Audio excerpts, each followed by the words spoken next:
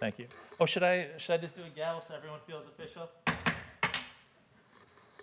Good evening, everyone, and welcome to our Forum on Race Relations and Inclusion listening session of July 16, 2020.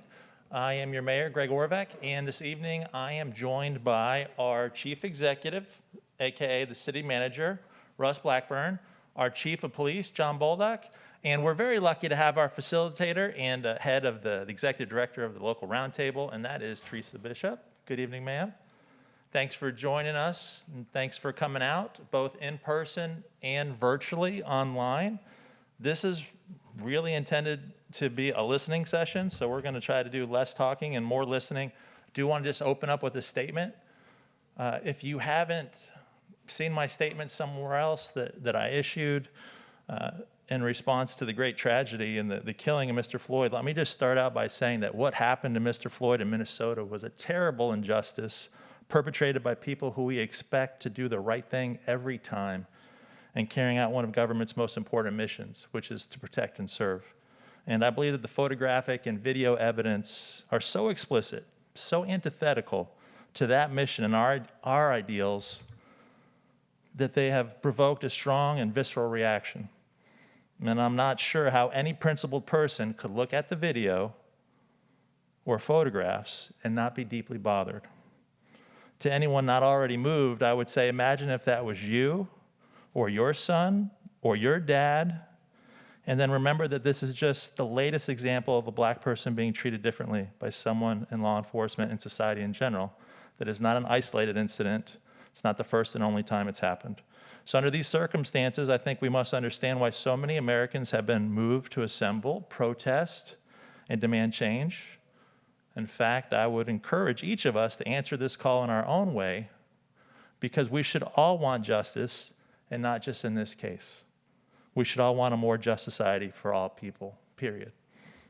And to this end, I think it's important for us to apply the proper means. We should invoke the great American tradition of, and our constitutional rights to peaceable assembly, free speech, and the redress of grievances. Or at least we should support the rights of our fellow Americans who do. We should vote, and more than that, we should be actively involved in implementing the changes that bring our communities closer to living up to our ideals. One of the great things about local governments like PSL is that you can be involved. You can make a difference. You can be the difference. And I hope, even though we're here to listen on a heavy topic, I hope that many of you feel, as we do, that we're lucky to live in Port St. Lucie, that there's something special about Port St. Lucie. And so in this moment of soul searching, as we reflect on what the killing of Mr. Floyd means for us as a nation, as a city, and a people, at a time in which we're still confronting the hardships, fear, and frustrations borne by the pandemic, we can turn to our nation's history and see that our country has faced these types of challenges before, and that when Americans work hard, smart, and together, when we live by our values, when we live up to our ideals, we can meet any challenge, we can rise to any occasion, we can change our country for the better and lift up our communities and our people. The question before us now is, will we do it again? And here in PSL, we can't answer this for the nation. We can be part of answering it for the nation, but we can't do it for the nation or even our state. But we can answer it for ourselves and our city.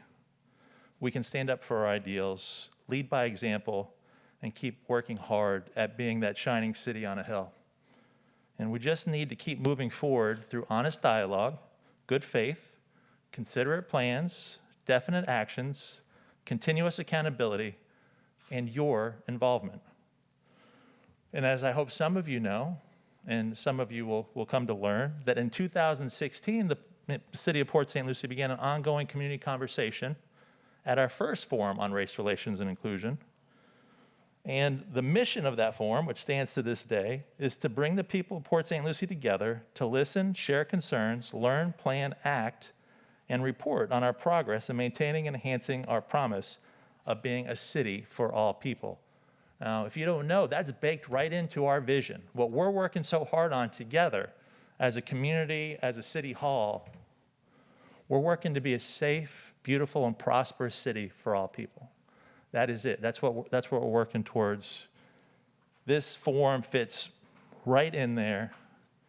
And we expect this year's forum, which will be held later this year, to be energized by this movement and these questions and trying to answer that question that Dr. King asked all those years ago, where do we go from here?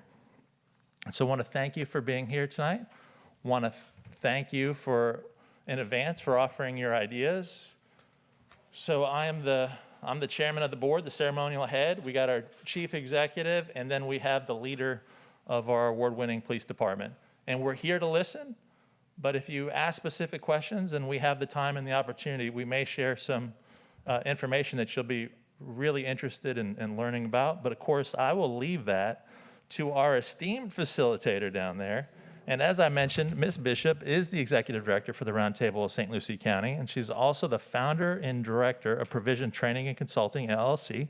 She received her bachelor's degree in business administration, personnel management from the University of Central Florida. I guess you have to say go Knights there. Over the past 25 years, she's worked locally, nationally, and abroad to improve capacity of communities, federal and state agencies, as well as community and faith-based organizations to achieve positive outcomes. She's focused her efforts in the children and family arena, and in recent years has championed causes around community development, youth development, and juvenile justice issues. Ms. Bishop has provided support to a number of federal agencies, including the U.S. Department of Justice, U.S. Department of Labor, and the Substance Abuse and Mental Health Services Administration. She has and continues to work closely with state, local, and grassroots organizations to provide training and technical assistance to improve staff, program development, strategic planning, organizational development to impact community changes, system reform, and being the facilitator at the listening session. She currently serves as the executive director for the Roundtable of St. Lucie County, a 501c3 organization. Well, it doesn't actually say 3. I don't know, it could be a 9. But it's a 501c though, and works closely with executive level leaders to accomplish system change that results in improved outcomes for youth. So at this time, before I turn it over to our facilitator, Mr. Manager or Chief, would you like to have any opening comments? Mr. Mayor, thank you, and thank you everyone who has taken your time to be here. As the mayor mentioned, what we're hoping to do tonight is gather your ideas for the issues that we should discuss and maybe ideas on how to discuss them at the forum, which will be held later in the fall. And so it really is a great time for you to share with us the kind of things that are of concern in our community, certainly centric to Port St. Lucie, but most of the issues that are important to Port St. Lucie are important to our state and our nation. So we are very pleased that so many people took the time to be here, and we're looking forward to hear what you have to say. Thank you, sir. Chief? Thank you, Mr. Mayor. I just want to echo what the mayor and the city manager said. I'm really interested to hear how the Port St. Lucie Police Department can get better at serving the community. And we have worked very hard on this over the past several years, and we continue to want to improve. And the constructive criticism and the information that we'll get tonight, we'll definitely take it serious, and we'll definitely move forward with it. Chief, thank you. And Theresa, as you facilitate, one of the things that I'm fascinated by, I would even say that I'm worried by, is how divided we are as a country, how we don't listen as much. We tend to publish our thoughts on social media first without listening. We get validation and reinforcement from people on social media, so we might not go that extra mile of learning, asking questions, seeing that there's at least 3 sides to every story and trying to walk around the whole issue. So for me, as a mayor, I'm really looking for specific input, especially as it relates to experiences in Port St. Lucie. And because sometimes I find that we can fall into that trap of taking a narrative that we see on our favorite news station, regardless of what those letters might be, and we're like, oh my gosh, that's happening here. Well, it may be happening here. Maybe it's not happening here. Let's figure out what's happening here and what we can do in the city. Let's address it specifically, Because if we can do better here, then you can do better at the county, you can do better at the state, you can do better at the nation. But let's not just assume that the national things are here. Let's learn from each other, figure out where we're at. And case in point, we're always improving. We had a great inaugural Forum on Race Relations and Inclusion. And one of the things that I learned with the chief, as we were going on a listening session in advance of that, we were going to a lot of the churches and we were just listening to residents, was the fear and the danger associated with the traffic stop. Like that so much can happen in a traffic stop, both for the person being pulled over and even the police officers. Like there's 3 sides to every story, and that's not fun for anyone. And as much as we teach people how to drive, we don't teach them how to get pulled over and what the expectations are.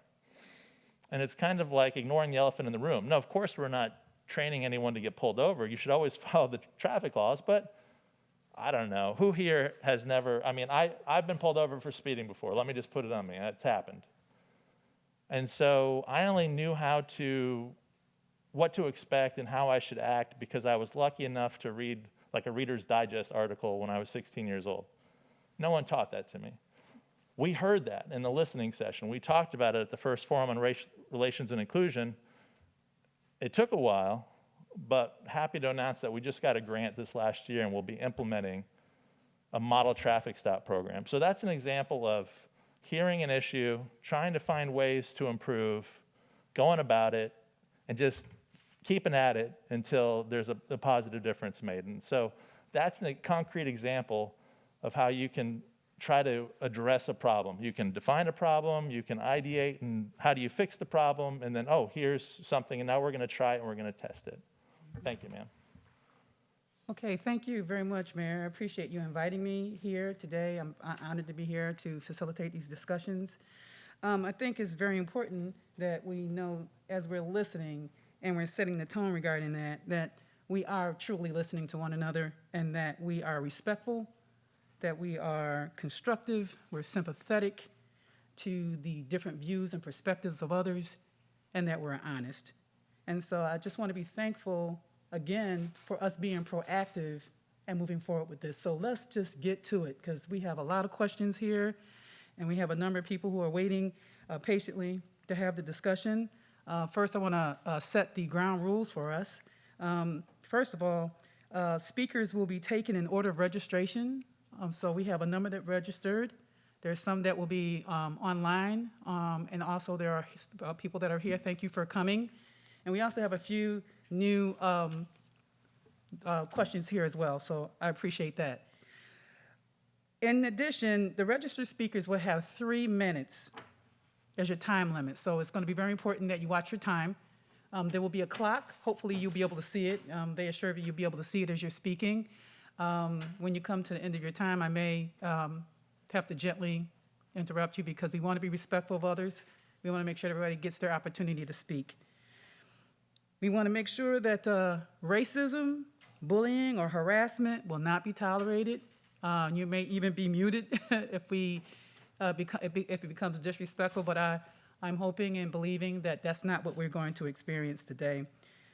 For those who are on Zoom, be respectful to the others speaking by keeping your microphone muted until it's your turn to speak. If you speak out of turn, you could be excused from the session. So let's just pay attention to the decorum. Any comments on Zoom, Facebook, and FRRI email will be recorded and used to help set the agenda and topics for future sessions. So as I begin to call your names and come forth, it's really important, as the mayor said, that you not only express your ideas and your thoughts, if there's some concrete things that our community and our leaders need to hear, to address here in our community, concreteness is going to be very important so that we can act on it. With that said, we will begin. The first individual that I have here is Rika Marsh, and Rika Marsh is on Zoom. So, Avi, if you can put Rika Marsh, hope I said your name right. Hello, Rika. Your time starts now. Hello, Theresa. Hello. And hello to everyone on the panel there. I want to thank you for providing this forum for us to share our concerns and ideas about race relations in America and here in Port St. Lucie. There's so much to say, it's hard to decide where to start, but I will start with the ongoing protests. In the wake of the brutal murder of George Floyd, we see people here in America and all over the world protesting for change. And since the start of that protest, the list of murdered Black men, women, and children keeps growing. George Floyd's murder is definitely a catalyst for these protests. But for decades, African Americans have been protesting for change and have achieved little to no significant results. Yes, the Civil Rights Movement of the Civil Rights Acts of 1964 was significant. And yes, we did elect a Black president, but we are not living in a post-racial society. There is deep systemic racism and discrimination against people of color.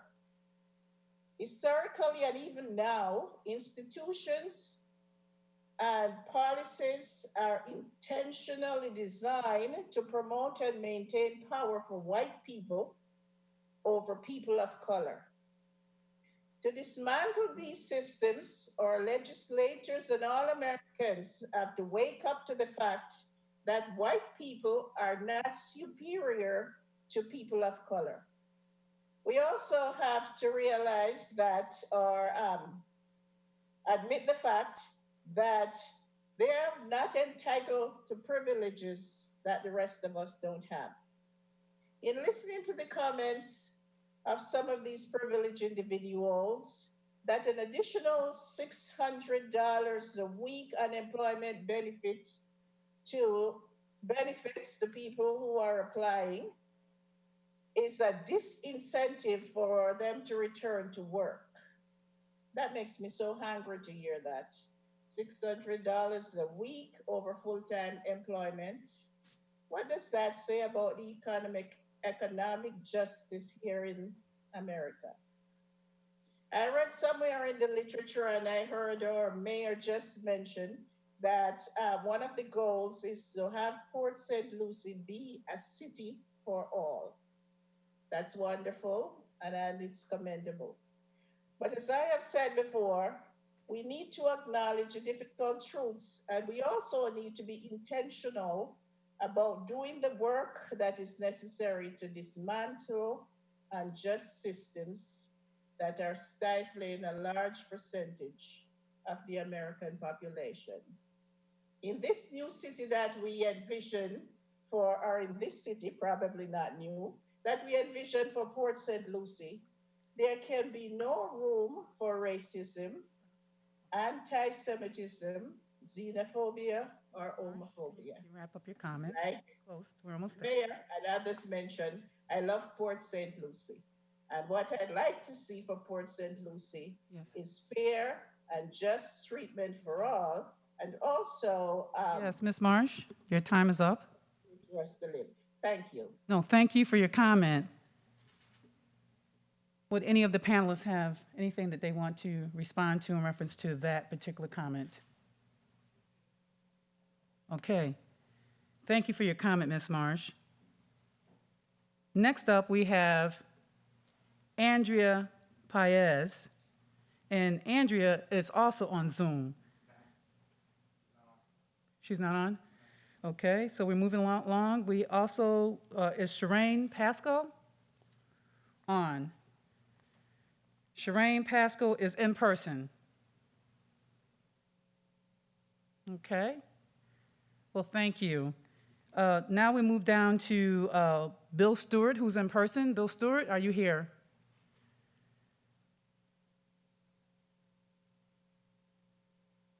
Okay. Next, Rachel St. Fard. Okay.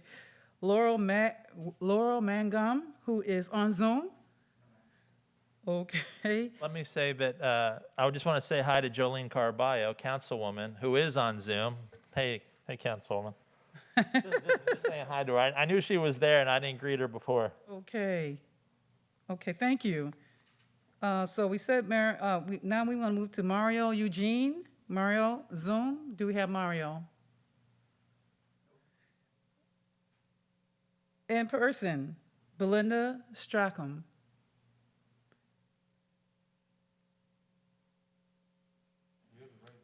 Do we have the right list? Okay, the next is Alex Og. Am I saying your name correct? Alex Og. Auger, thank you, Mr. Auger. And Good your evening. time starts now. Good evening, everyone. Good evening, Mayor Orvac, Chief Baldock, Mr. Blackburn, and Ms. Bishop. My name is Alex Auger. I am one of the assistant principal of one of our local high school here in Port St. Lucie. It's funny, Mayor Orvac, you talked about a police stop, and this afternoon I'm here to speak on about an incident that happened during a traffic stop. Like you, I was pulled over for speeding. And again, the issue of speeding is not really what the issue is, and I was stopped, I was issued a summon. But unfortunately, after I was issued a summon, there was a question that was asked by the police officer that it really made me think. And the question after issuing the summon was, when was the last time you smoked weed? And I was taken back. Because after receiving the summon, I realized I should have been on my way. And when he asked me that question, had I replied, I smoked weed yesterday, had I replied I smoked weed 2 months ago or 3 months ago, then now the police officer would have the right to search my vehicle. And unfortunately, this could have ended extremely bad if I did not use what I've known is to learn to be quiet and not challenge a police officer. Unfortunately, so many of our young people do not understand the rules of law. They have to respect the police officers, and sometimes they do challenge them. And that usually ends up bad for them. And what happened is, unfortunately, I believe that officer used what I call implicit bias. He assumed that because I was an African American, I must have smoking weed. I don't even smoke a cigarette. But had I not stopped and said, officer, is this traffic stop over? And put my hands on the wheel and understand that I had to get home, he had to get home. He was doing his job. But unfortunately, at that point, he failed to protect and serve me. Because what we fail to understand is the police officers are not bad people. Their main focus is to serve and protect our communities. So we have to learn to provide those workshops for our police officers and for our communities to learn to understand how to live with each other and how to understand each other. And Chief Baldock, I've known you, you know who I am, we've taken pictures together. Please ensure that our police officers are trained and not judge everyone because of what they look like, but judge them on their merit and the content of their character. Thank you. Thank you. Thank you very much, Mr. Auger. Theresa, could we get follow-up on that one? Absolutely. Chief, do you want to go first, or? Yes, sir. Obviously, we know each other, and you know what I stand for. That's an unfortunate situation, and I'm not sure how long ago it happened. Was it recent or years ago? A year and a half ago. Okay, yeah, that's unacceptable. Oftentimes, when you're working the road and working traffic, you're looking for other things besides just traffic violations. But this was obviously not that situation. This was a traffic enforcement situation, and it sounds to me like you hit the nail right on the head. That question was posed because of an implicit bias, and an assumption was made, and it just tells me I got a lot more work to do. Thank you. And thank you, Chief, because I was really looking, Alex, thanks for being here. It's good to see you again. And thank you for participating and sharing your story. Can you still hear me even when I got this mask on? Yeah. All right. And I was looking for the timing also, and it brings out a good point. And some of these comments, I don't know that all these will go on the record. These printed comments, are they Facebook or? So, as you heard the chief say, we got more work to do. I just want to be clear in setting expectations that we will always have more work to do. And some people that commented said we didn't need to do this. You know, it was already, we're already there. We'll never be there. And I always just use the analogy of Olympic champion. Imagine being the very best in the world at something. Well, what happens when you stop training and you stop trying to be the best? In a relationship that you have with your significant other, your spouse, what happens when you quit on them and you start working, you stop working at that relationship? So thank you for sharing your story. We do implicit bias training. Everyone in here should recognize that we're all biased. Every single one of us is biased. That's a fact. If you can't come to terms with that, then we got more work to do because we are all biased. And so you hit it on the head with an implicit bias. I want you to know that we do implicit bias training, but we got to do more training. It's like working out with weights or anything else. You can't take a day off, and there's always more work to do. But thank you for sharing that concrete story. That's so, for me as a mayor, that's so useful to hear something that you can address. Thank you. Thank you, Mayor. I do have a quick follow-up question. Chief, in a situation where we have someone that's in the field like that, that experiences something that may be implicit bias or is implicit bias, is there some type of way that they can contact your office so that you can know what's happening on the field? Absolutely. You can certainly call right away to the station and say you want to speak to a supervisor, or you can call to my office and ask to speak with me. And we definitely want to hear about that. I mean, not only from a standpoint of that particular officer needs some special attention, whether it be more training or more discipline if he's been trained before repeatedly. But the big thing is we need to know about it so that we can correct it.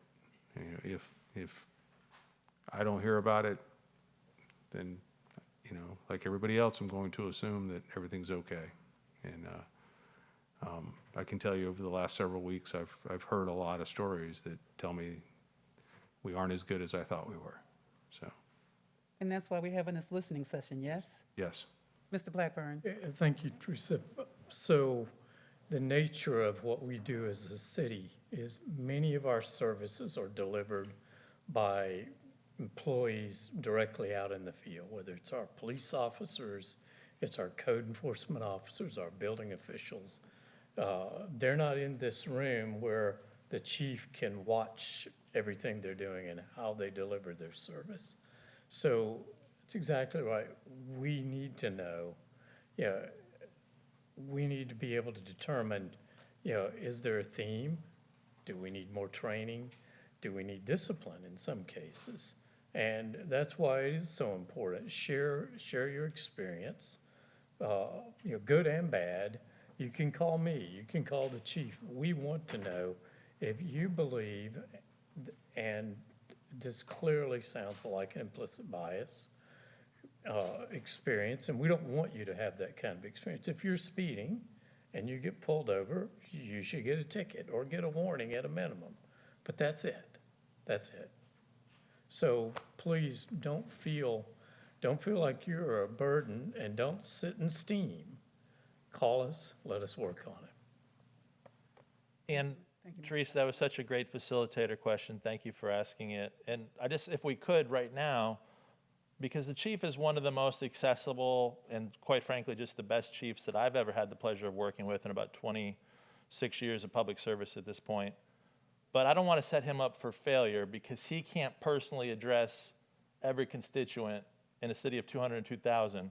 So what is our process for making a report? Thank you, Mayor. That's actually a really good question.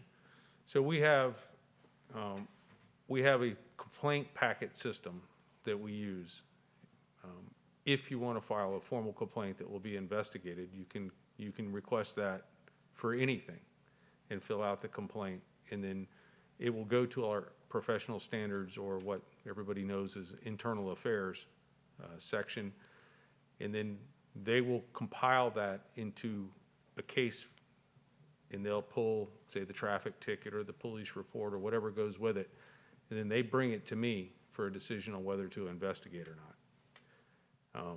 We do two types of investigations. We do what's called an administrative investigation and/or an informal investigation, and it depends on the nature of the complaint. But we always get back to the person who made the complaint on the officer. A lot of times, the outcome is the officer, everything the officer did was perfectly okay and within policy and within state statute. It was a misunderstanding by the person on what the rules were. And a lot of times, the officer messed up. Sometimes, my policies need to be fixed because they didn't violate the policy, but just ethically, that particular situation isn't right. So we fixed the policy. But the thing to know is that you can always, no matter what, file a complaint and it will make it to the chief's office if you do it in writing. If you talk to a supervisor and he seems like he's trying to talk you out of filing a complaint, call back the next day and ask to speak with an administrator, a lieutenant or above. That shouldn't be the case, but every once in a while that I've heard that happens. But that's basically it. Is you should be able to walk out of here right now, walk over to the station and ask for a complaint packet, and you should get a manila envelope with all the paperwork you need to file a complaint. And you can also file a commendation the same way. Thank you, Chief. Yep. Okay, so the next person that we have is Deborah Peterson, is on Zoom. The next we have B. Arlene Hazelton, who's in person.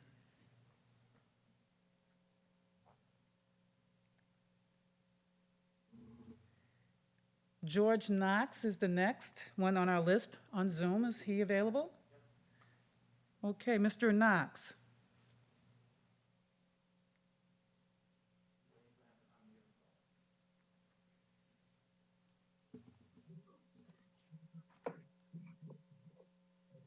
Good evening.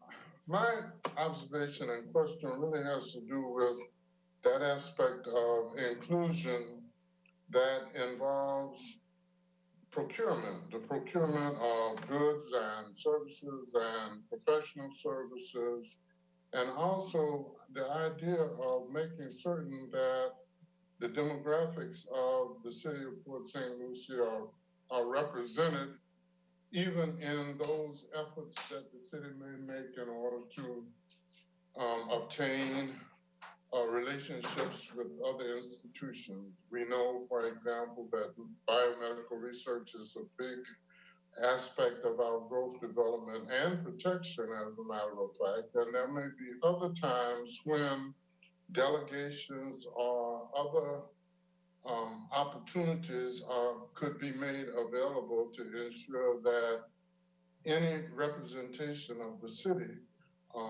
demonstrates its inclusiveness. There is a very significant number, for example, of retired African-American executives, entrepreneurs, professionals who are now residents of the city of Port St. Lucie, and in many cases are looking for opportunities to participate not only in, but with government.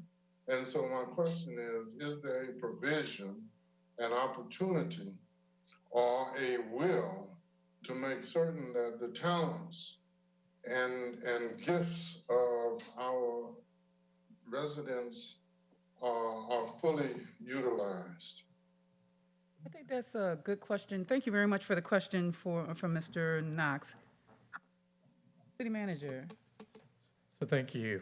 So whether it's in procurement or in our hiring practices, we try to cast a very wide net and give everyone in our community an opportunity to apply for jobs and to be able to participate in our contracts.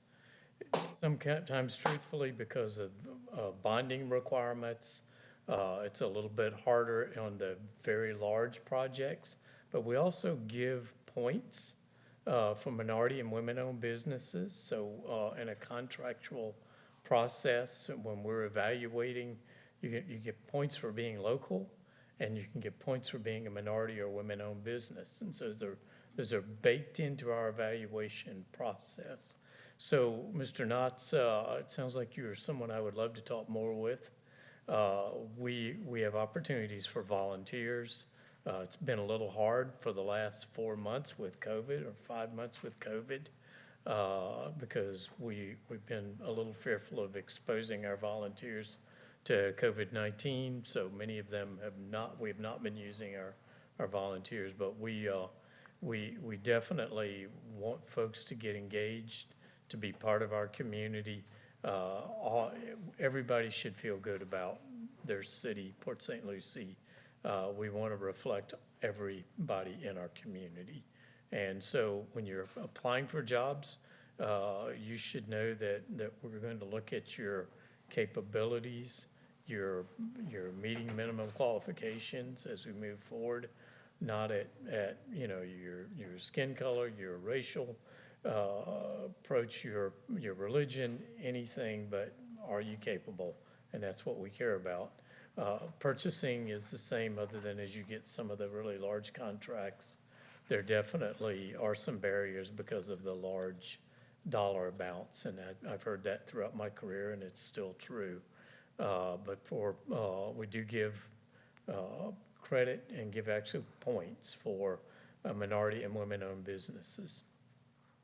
That's excellent. I do have a follow-up question.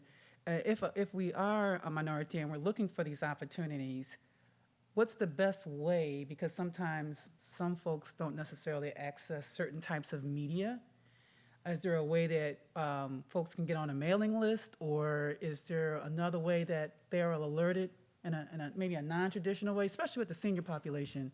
So on our human resources webpage, we have a volunteer coordinator, and that for volunteer opportunities, that's a really good entry point. Also, I would say, if you're interested in volunteering, send me an email. It's rblackburn@cityofportstlucie, at cityofpsl.com. And so Can you repeat? rblackburn Okay. at cityofpsl.com. Okay. And we'll get it to the right place. That's a simple entry point as well. And it's also in the city's website. And then when it's a business, Theresa, oftentimes if it comes through the mayor's office, or I've seen the city manager do it, we will refer local residents, business owners, directly to the head of procurement for some advice and counsel on how to bid and make yourself competitive. And then we also have an excellent business liaison, Elijah Wooten. And so we try to hook them up on the business side so that we can build that capacity. Because you're right, not everyone accesses information the same way. And if you're starting out, you're not sophisticated. You might not be as sophisticated as a big company with big staff, and you don't know the bureaucracy and what forms to fill out, et cetera, et cetera. And on that note, is there support for that? Like if someone wants to fill out and go through this procurement process, or the volunteer process might not be as difficult, but if they need assistance because they don't have a learning curve there, what do we do? We certainly encourage our purchasing director and agent to actually help people if they say, I'm interested in bidding, but I've never done this before. We'll actually help you. And the mayor mentioned a very good resource, our business navigator, who's also there to help small businesses open in Port St. Lucie, but also thrive. And so if you're in Port St. Lucie and you want to bid on our projects, or you need ideas on how to make your business more successful, Elijah Wooten, our business navigator, is very good at taking the time to help people. Yeah, we'll sit down with you. And then there's more because we're working with Tom Kindred over at IRSC in the entrepreneurial school there to really create a roadmap for businesses. So from the time you think it, we're going to connect you to resources for you to build your business. And they're very good at a lot of those forms and the processes. Thank you, Mayor. And thank you, Mr. Blackburn. Next up, we have Amber Martin. Left a comment, but is Amber Martin on Zoom? You want to read her statement? I can. Okay. So Amber Martin left us a pretty long statement that was encouraging. A forum such as this is progressive and impactful opportunity for our city. It makes me proud to be a citizen of this city. In order to make change that is lasting and impactful, we all must be mindful and purposeful in surveying and dismantling racist policies through awareness, criticism, and examination. Racist policies that filter down from federal government are the root causes of community bias, prejudice, and discriminatory ideas and actions. When I speak of racist policies, I refer to the book by Ibram X. Kendi, How to Be an Anti-Racist, and his definition. A racist policy is a measure that produces or sustains inequity between racial groups. An anti-racist policy is in any measure that produces or sustains racial equity between these racial groups. With this definition, I believe it is important that our city government and as citizens look at existing and developing policies with a representation of all citizens to collaboratively examine, reflect, and reconstruct these policies to be anti-racist.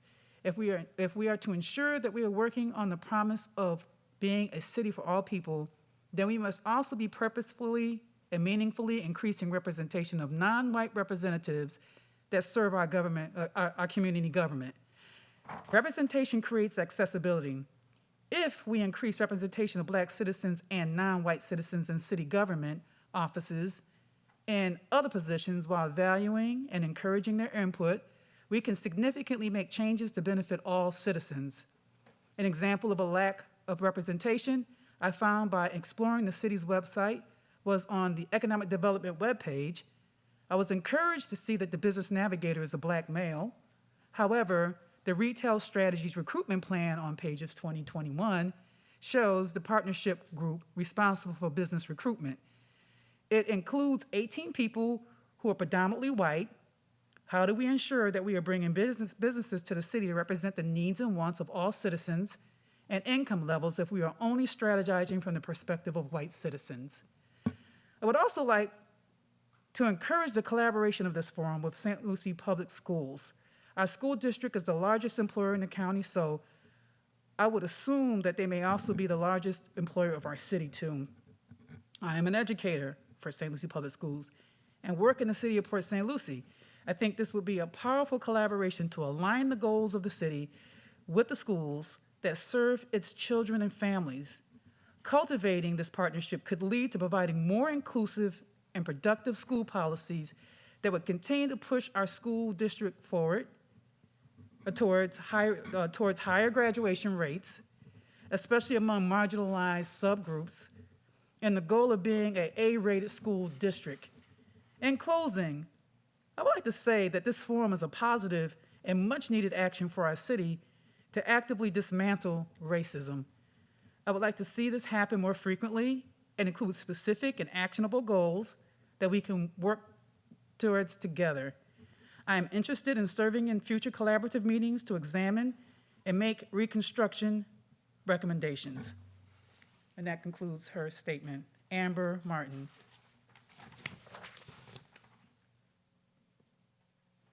She said a lot there, and it was perfect timing in reference to the procurement process. And so that was clearly a recommendation in terms of how we include who's involved with that process and recruitment. So, Well, so I always think of myself as someone who'll tell you what you need to know, not what you want to hear.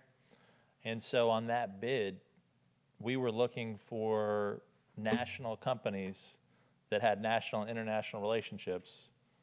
There were two bidders in the end. And this is not going to be a mom and pop situation. This is going to be someone that has a national draw and can go to international events like ICSC, International Council of Shopping Centers events, and do deals. And so if the people of Port St. Lucie want a Costco or they want their favorite restaurant pre-COVID, you need to have whoever has the relationships that can introduce these coveted users to your community. And so there were two nationals that were final for that. And so it was on the basis of their marketing and real estate ability. And so it's, you know, I don't, help me, Theresa, help me understand how you turn away from that and just turn on the filter of race. Help me with that. Well, I don't necessarily think that, you know, it's just this isolated incident, right? It's probably looking at a broad stroke of how do we set up a procurement process for any level, right? So that folks are able to be involved in the recruitment plan. And so I think, not even think, from what I'm hearing Amber say, is when we assemble the group, if the group is predominantly white, then they may only give a white perspective. And that situation I can understand. But is there a standard way of how you select individuals to be a part of this to make sure that all perspectives are being engaged as you're making your decisions? Well, so going back to the process normally affords points for the small minority woman-owned businesses. So there is an actual point advantage. If you invoke that, you get additional points and you may come out at the end. But on something like that, it's probably not going to be a small business that is the best fit. So it's there. We could all say that we will be more open, and you know, and these are things that we'll talk about, or we could talk about in the forum. And maybe this is one of the things that we need to do is have the procurement. So Mr. Blackburn has it, and we'll reflect on how we can make that happen in a real way. But I'm always on the lookout, because I'm not one to make promises that we can't keep. And so I never want to be in a position where I would tell someone what they want to hear, but no way that it can be delivered. Thank you very much, Mayor. That is something that we can think about, particularly as it relates to us continue down the road in terms of recruitment and making sure that we're diversified. So next, what I would like to. But there also, Theresa, like on Hannah, go ahead. schools, she brought up the issue of schools did. also. You did? We actively try to partner with schools, but they are a governmental jurisdiction that's on par with us. So we're equals, and we can go to the school district and say, hey, we'd like to help you. We think we have these overlapping goals. Let's work together on these things. And so far, as you may know, that's netted teaming up on school resource officers and really truancy on the one side of it, and on the other side of it of trying to help teachers find housing, affordable housing. So we partner on those things. I'd be interested to hear from her on what other opportunities she thinks we have to partner, understanding that at the end of the day, we can only move forward if the school board agrees. Understood. Thank you for that, Mayor. Next, we have Kiana Simon, who's on Zoom. Is Kiana still there? Yes, I'm still here. Okay. Hi, Kiana. Hi. Okay, so I appreciate this listening session. I think it's really important. But to kind of backpedal on the last person's question, my question for the panel is about the inclusion of race within the panel itself. So I'm just curious to know how, and I understand you're listening, but I don't think that other races can really be represented in the room if they're not actually there.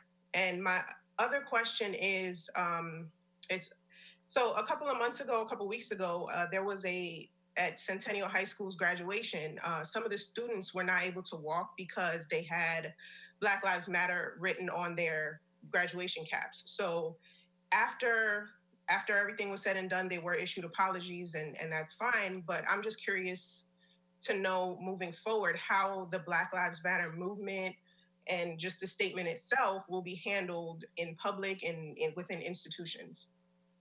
So. That's an excellent question. Would anyone like to care to comment on that?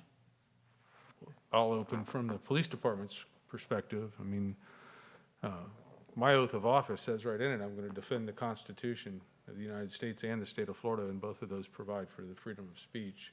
So I can't speak for the school system, but we have openly allowed people to protest or demonstrate or have a rally in front of the police department and in other parts of the city, and actually gone out of our way to support that. So going forward, I don't see that changing at all, and maybe even getting better. So from our perspective, I would think, though, that not knowing that about that situation, that it may have been just any message on the caps that was a statement, but I can't really say for sure because I don't know what happened with the walk. Yeah, I don't have all the information regarding that either, but I did hear about it. So Theresa, Yeah. I heard that in addition to the BLM, there was another message that was offensive. But I don't know, and this highlights a really important point that I was hitting at last time with the last comment about the school board is we're not responsible for the school district. We can't dictate their policies, how they address it. We can't dictate to the sheriff's office. We're the city of Port St. Lucie. And it's not lost on me that I'm a big white guy. I'm a big, bald white guy. That's a fact. I can't relate to being black. I can relate to being big, bald, and white. The city manager's also white. The police chief is white. Would you have us put a token up here? No. I mean, you got the ceremonial head and the chairman of the board. You have the chief executive and the chief of police. It just so happens that, that we're white. We can't change that. Doesn't mean that we don't care and that we don't want to listen. So I don't know how to address that comment. On representing all people, we absolutely represent all people. We've supported people's right to peacefully protest. We're in it together on building a city for all people. We take pride in that. We're working to get better. Help me with that one. It gets interesting because your position in particular is one that people have to vote for you, right? And so it's difficult to challenge that portion of it because that's the voice of the people. But in reference to other positions or management positions, in terms of integration and identifying folks that are equally as qualified, I don't know exactly what you have in place for that. Not to say that you do or don't, but that often is the case when we see some of the positions and leadership that are held, that there is it's not necessarily representation of the black community. And my thoughts are, how do you deal with that in terms of necessarily the hiring practices? Not to say that we want to do something different with the chief or anything, because of course everybody knows I love the chief. But in just positions across the entire system, where are we in terms of representation of Black Americans and African Americans? And I don't know if that's a rhetorical question, but that's a question to consider. Are we recruiting? No, I like getting to it, so I'm glad that you brought it up. It actually came up with Mr. Knox, but we didn't get there. This is my opinion, and I'm probably the least political politician you're going to find. I just like getting to it. I'm pretty direct to a fault. The city manager will usually give you a more political answer than I will. The chief, I find, has been the best in the organization. And again, he's the chief executive, so this is just my opinion. The chief and the police department have been the best at saying, hey, this is the racial makeup of the community. This is our aspirational goal, to have our workforce reflect the community. And they think about that. They know they have a ways to go, but they actually identify it on an annual basis, if I'm not mistaken. And I put the spotlight on the city manager to answer this question for the city, because I think it's a good one. But for me, as the elected mayor, I would like the city to reflect, the city hall city personnel to reflect the community that we serve. Absolutely. And Theresa, and to Kiona, yeah, we have 7 values that we as a city craft as our foundation of everything we do. One of those is diversity. And as we recruit, as we select folks, we always are demanding that our decisions are based on casting a wide net, encouraging people to apply, picking the most qualified person. And if there's an equal decision, I know that I will almost always go to a minority, but that's a personal bias. As we noted, people do have biases. But we have as a city, we try to make sure that we're very equal and very welcoming, and making sure that we cast a wide net to let everybody know that they are welcome to apply. We want people to apply. As an organization, we have minorities in very important positions, and we can do better. And that's part of the process. I saw a very interesting article the other day, and it was really talking about female representation in organizations. And what you're seeing and what we're seeing, I think, in our organization is the next level is female. I've been around a little while. I'm a city manager, been in local government over 40 years. As I go further down in my organization, there are females in important positions, Black, white, Hispanic. And so it's another element of where organizations are going, and it's a direct result of that, casting a wide net, letting people know that we want them to be part of our organization. I'm glad that you were able to bring that forward, because it only enriches our experience, because different perspectives, because sometimes we can make decisions based on what we know and our own implicit bias. We often have to have someone else to check us that may be different from us, that looks different than who we are, so that we have inclusion of everybody's thinking and perspective in the work. So thank you for bringing that forward. Theresa, one Yes. last comment too. I mean, traditionally, recruiting Black males and females to policing has been difficult.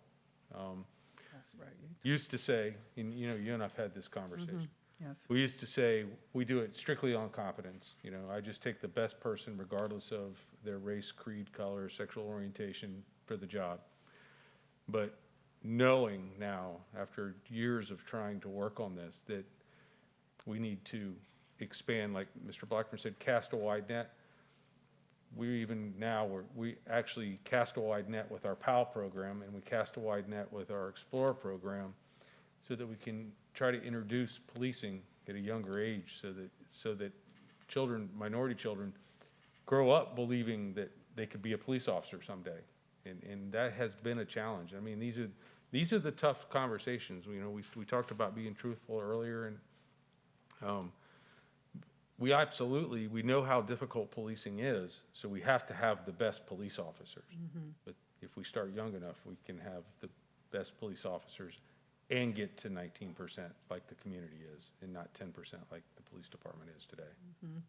And I have to applaud you, because I remember 4 years ago when we had the discussions and it came to you, well, what is the percentage? You were like, well, I have to go and check. But now you can tell me right down to 9.89%. Well, I did round it up from 9.7 to 10% Yeah, just now. right, because it's on your radar, you're paying attention, and you're trying to do I'm not the smartest guy in the world, but you only have to hit me once.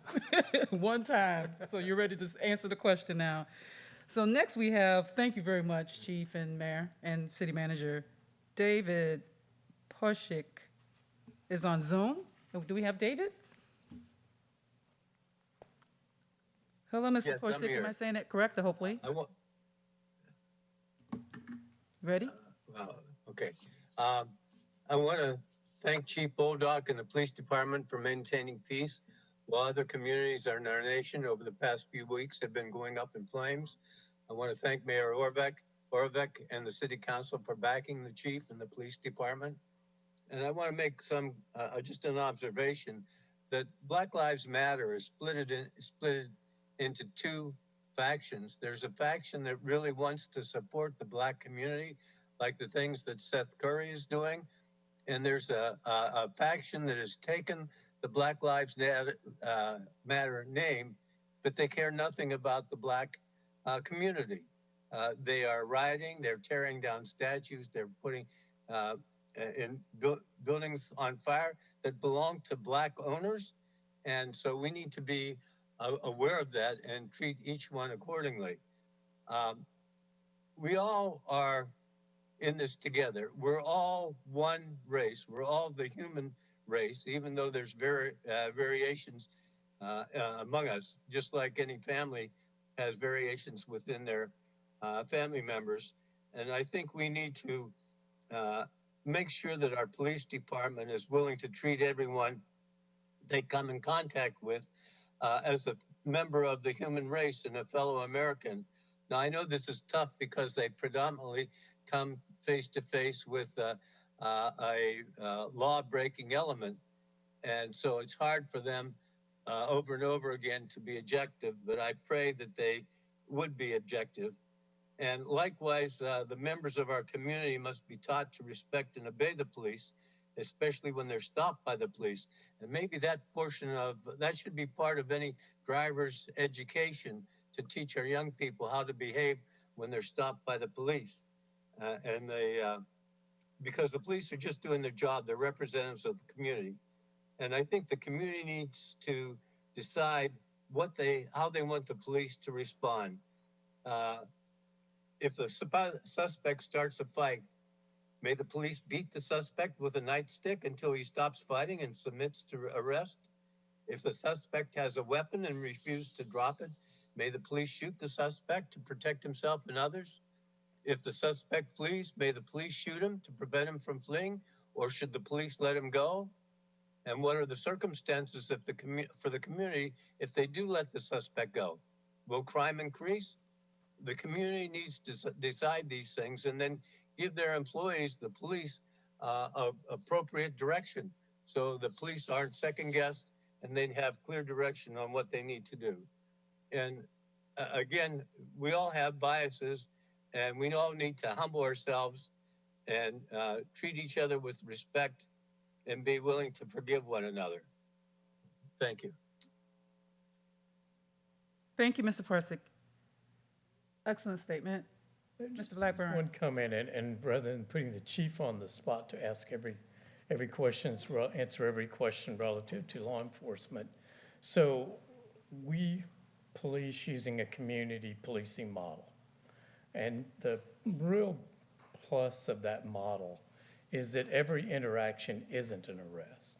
We ask our officers to get out of the car, to go and meet people in the community, to get to know them and everybody in the community. And that tends to break down barriers that you might expect if all you do is arrest somebody or respond to a complaint. And so you get to know them beforehand. And I think that's a real important model for our community that folks need to know about, and we need to continue to practice and get better and better at it. And so you heard the chief earlier talk about the grant that we've just received, and that was something that came out of the FRRI forum almost 2 years ago now. And that grant will try to help people understand if you are stopped by police, what do you do? You know, the gentleman earlier spoke to, you know, he cooperated, but he got that question that he shouldn't have gotten. Yeah, but what if you get that question? How do you react to that? And I think that's really important. And we want to go into the schools. We've been very fortunate. We've gotten a grant that will let us go into the schools because they don't teach driver's ed anymore, and really interact with young people. You know, here's how you avoid, you know, getting into problems. Whether it was your problem or not, make sure you come home safe at night. Make sure you respect that the officer doesn't know who you are, and may in some cases have the same kind of fears that you have. And so how do we help people see those interactions? And so it's a good opportunity for our police officers, it's a good opportunity because we'll be going into the schools and working with folks, but a great opportunity too. If you're a mom or dad and you have a teenage son or daughter, eventually they're going to get a ticket. They're going to get stopped. How do you handle that? And how do you make sure that you don't overreact to something that an officer would say? And then those things tend to escalate or have escalated in time. And we hope our officers are very, very good, but sometimes things happen with emotion. And so we want to try to make sure that we know that young people know how to interact and that our officers get to know you, which is our community policing models. And I think, the comment that was brought forward by Mr. Persick was in terms of, when you stop these young people, they need to obey the law. But I think it's very important that you're bringing forward that you have an evidence-based practice for community policing that's building relationship on the other side.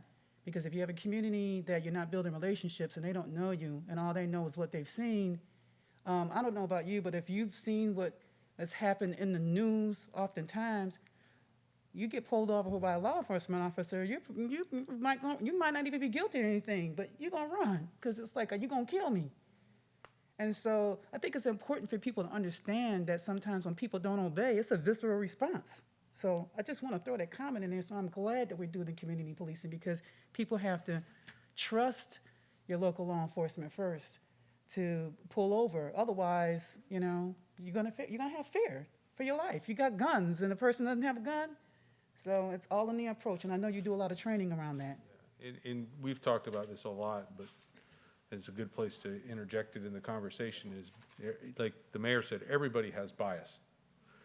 And one of the best ways to break down those barriers and that bias is to build a relationship. I see several youth in here that partook in leadership through the roundtable and met at the police department. And I would harbor to say, you can shake your head yes or no, but I'm not near as scary today as I was 2 years ago, right? and it took a long time for us to get to the point where we could have meaningful conversation, though, right?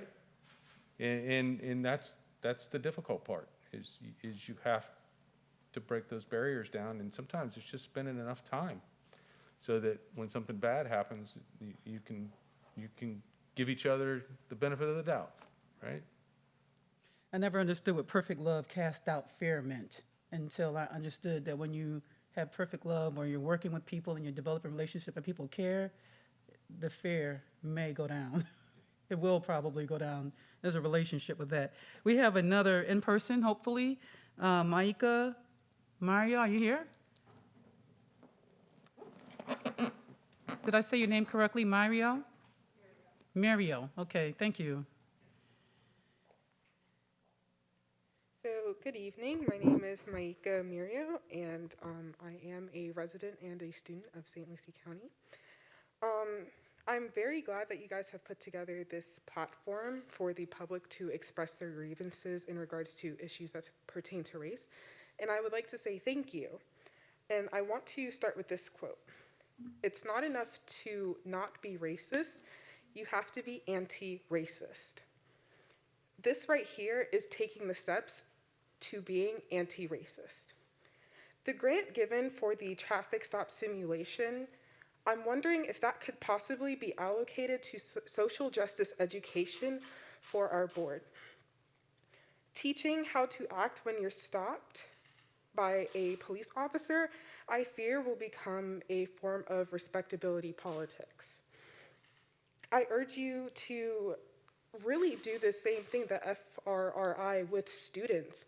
And instead of just people in the community here, to actually have students of St. Lucie County schools, of Indian River State College, to really sit and express the grievances that they have. When we have these discussions about race relations, I think the default that people think of is that it looks like racial segregation or the civil rights movement. And I think social justice education would be really important. Because until we can see how the very system that we live in contributes to inequality and inequity, then we will forever remain blind to the injustices that happen. I urge you to study the school to prison pipeline, even if you're not, a part of the school board. Study the injustice that the prison system currently is. Watch Ava DuVernay's 13th on Netflix. That is very insightful. I think it would be very integral to hire a social justice educator on anti-racism, because it is an actual profession. There are people that you can hire from the outside to come in and look at your institution as is, and they will give you advice. Because you're on the right track and you value the diversity of people, I think that is very, very important. But are you seeing how current laws that are in place, current ways of policing actually perpetrate the culture of the system that we live in that is not equitable for everyone? I also urge us to reach out to people who do art in Fort Pierce. Let's have these exhibitions to talk about the history of people of color in America. We have a wonderful event center, and we could do them in the hallways. Just reach out to the people of the communities. I also feel a little frustrated sometimes because I'm not sure how to hold people accountable. I think this is a great way to hold people accountable. However, I don't know where all of this is being published. I don't know where community diversity efforts are being published. And I think a lot of young people want to see that. Thank you for letting me have a platform to speak today, and have a good night. Thank you. Mario, I think there were some solid recommendations there. Solid recommendations. Are any of those, do we have any of those things in place now, or that the community does not know about that? It's a funny thing, and again, I'm very direct, keep it real, so to speak. A lot of times, we get motivated by external events to invest ourselves in causes, and we can't hold that level of investment all the time because there's life. We got to study for tests, we got to take care of our kids, we got to go to work, we got to get ready for that thing. We started FRRI in 2016. The first year was big. The first year was a big event. Mm-hmm. It was in the aftermath of Ferguson, some of the other hate-based events that were happening. Then the next year, the attendance wasn't quite there. So we went to students. We went to training. We did other things. This year, in response to the movement and, of course, the killing, it's big. We're going to have energy again. We're going to have interest. We're going to be there. But we've been working the whole time in the background. And it's just that no matter how much you put it out there, you can never educate everyone. How many people know about the roundtable, Theresa? Does everyone know about the roundtable? No. And I think that's a good point, because we're not the be-all, end-all by any means. But we do have a strategic plan. And in the strategic plan, we rely heavily on data. We're looking at infant mortality rates and looking at how we can change that, and working with our Department of Health partners. We look at disproportionate minority contact, which is another issue that we can bring forward because it's already in our strategic plan. There are a number of pieces that we pulled out as it relates to looking at the data where there's disproportionality, because the trick is sometimes folks will say, oh, well, this is the same amount for white people as it is for black people. But you have to look at, what about the rate per 100,000 or the rate per 10,000?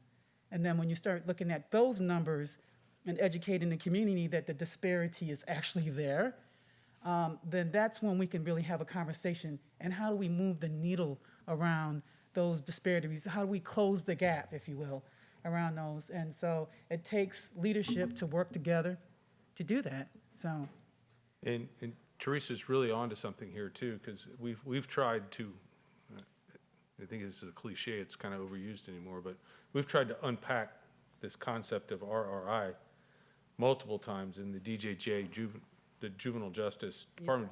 RRI, which is relative rate index. Yeah, relative rate index. And nobody, you can get 10 people in the room and nobody agrees what the cause is, and there's really no solid research out there. So, that would be a great topic if we were looking for a mini breakout session they would go for a few hours, you know, in the room on that.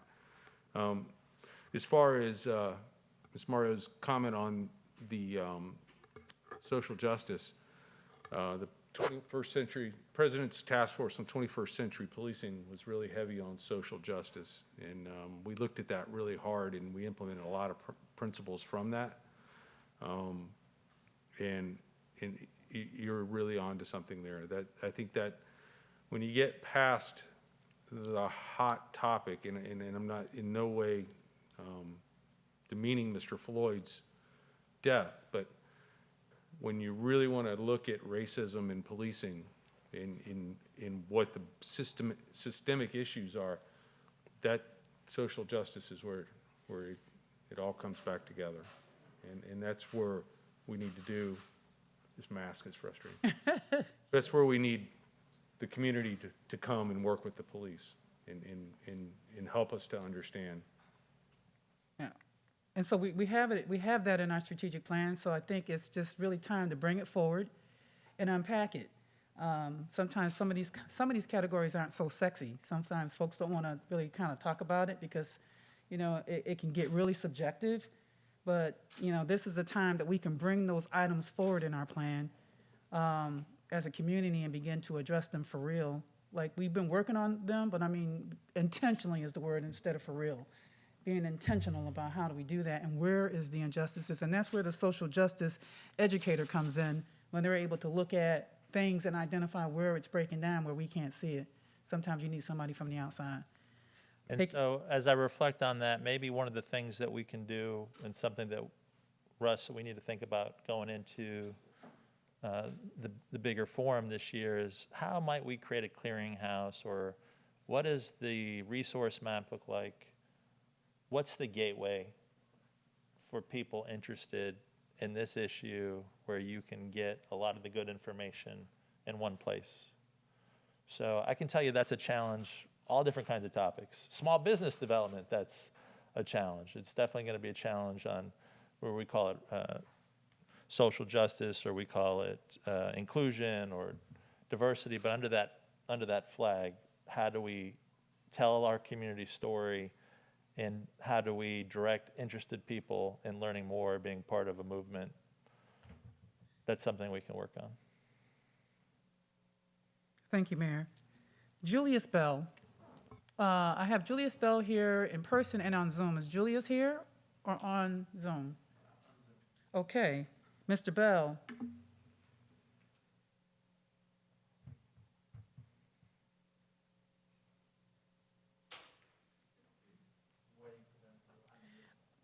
I appreciate that. Working with the new technology has really been interesting with the different platforms. And you're talking away and you're muted. So meanwhile, I believe we have another very quick statement that I can read in terms of comments, because we have some from the community. This one from Michael Glennon says, anyone who attempts to state that this city has a racial problem is misinformed. This is a city melting pot of all nationalities, and it is impossible to say that any ethnic or racial groups live in any specific area of the city. Port St. Lucie Police Department, under the current administration, has done a wonderful job in eliminating less than sincere, fair law enforcement officers. I believe the city is already a model for other cities, and I'm glad I have lived here since 1981. Are we ready? Okay. So let's go to, can we move to the next one and then we come back? Just try, Julius, unmute your mic.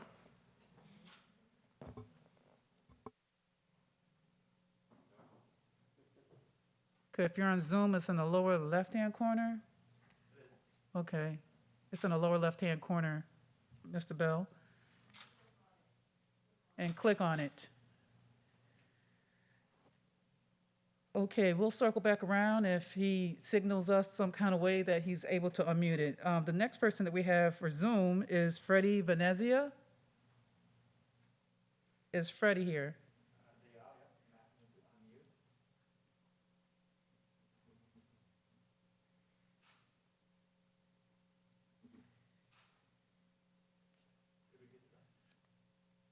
Okay, Mr. Venezia.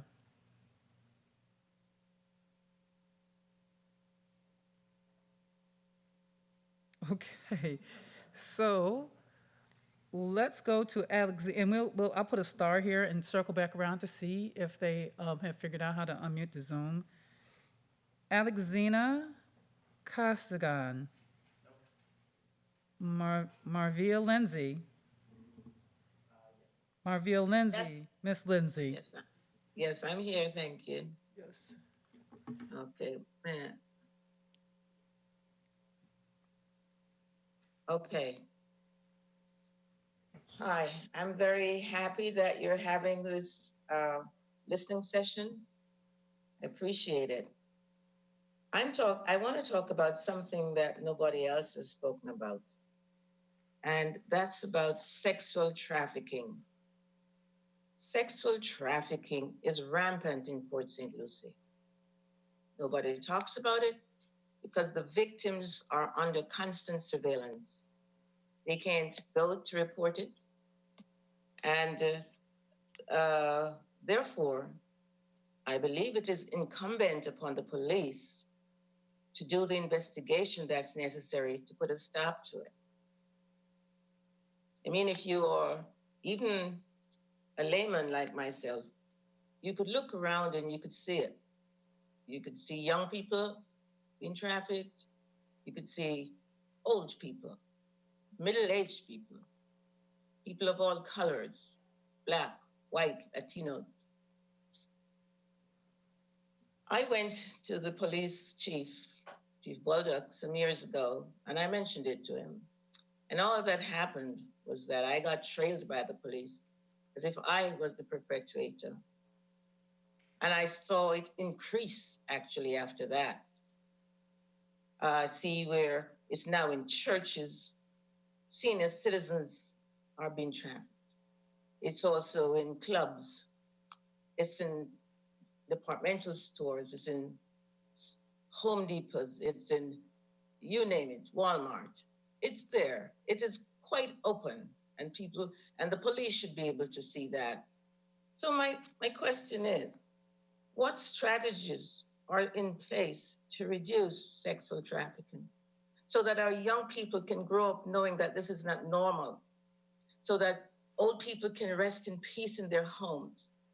In this place, there are lots of single women who have come to retire, and they can't retire in peace. There needs to be a public service program to let people know that this exists and how they can avoid it.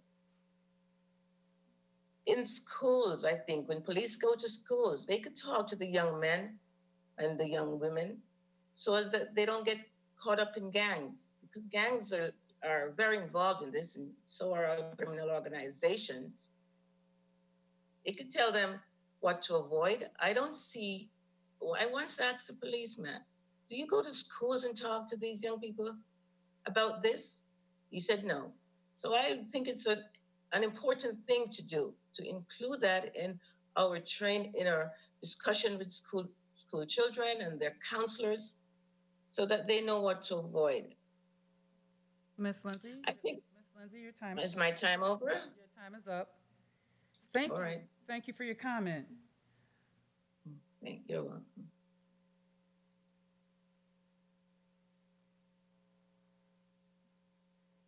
Chief, would you like to respond? Yes, if Ms. Lindsay's still listening, I would encourage her to call me back if she has additional information that we can investigate. The particular set of information we got last time, we were unable to make a criminal case in. Understood. Thank you. Next up is Leslie George. And Leslie is on Zoom. Leslie's not here. Jackie, next on Zoom is Jackie Oxendine. Okay, and Jolene, we know Jolene Caraballo is here. So, I'll Ms. leave for 3 minutes.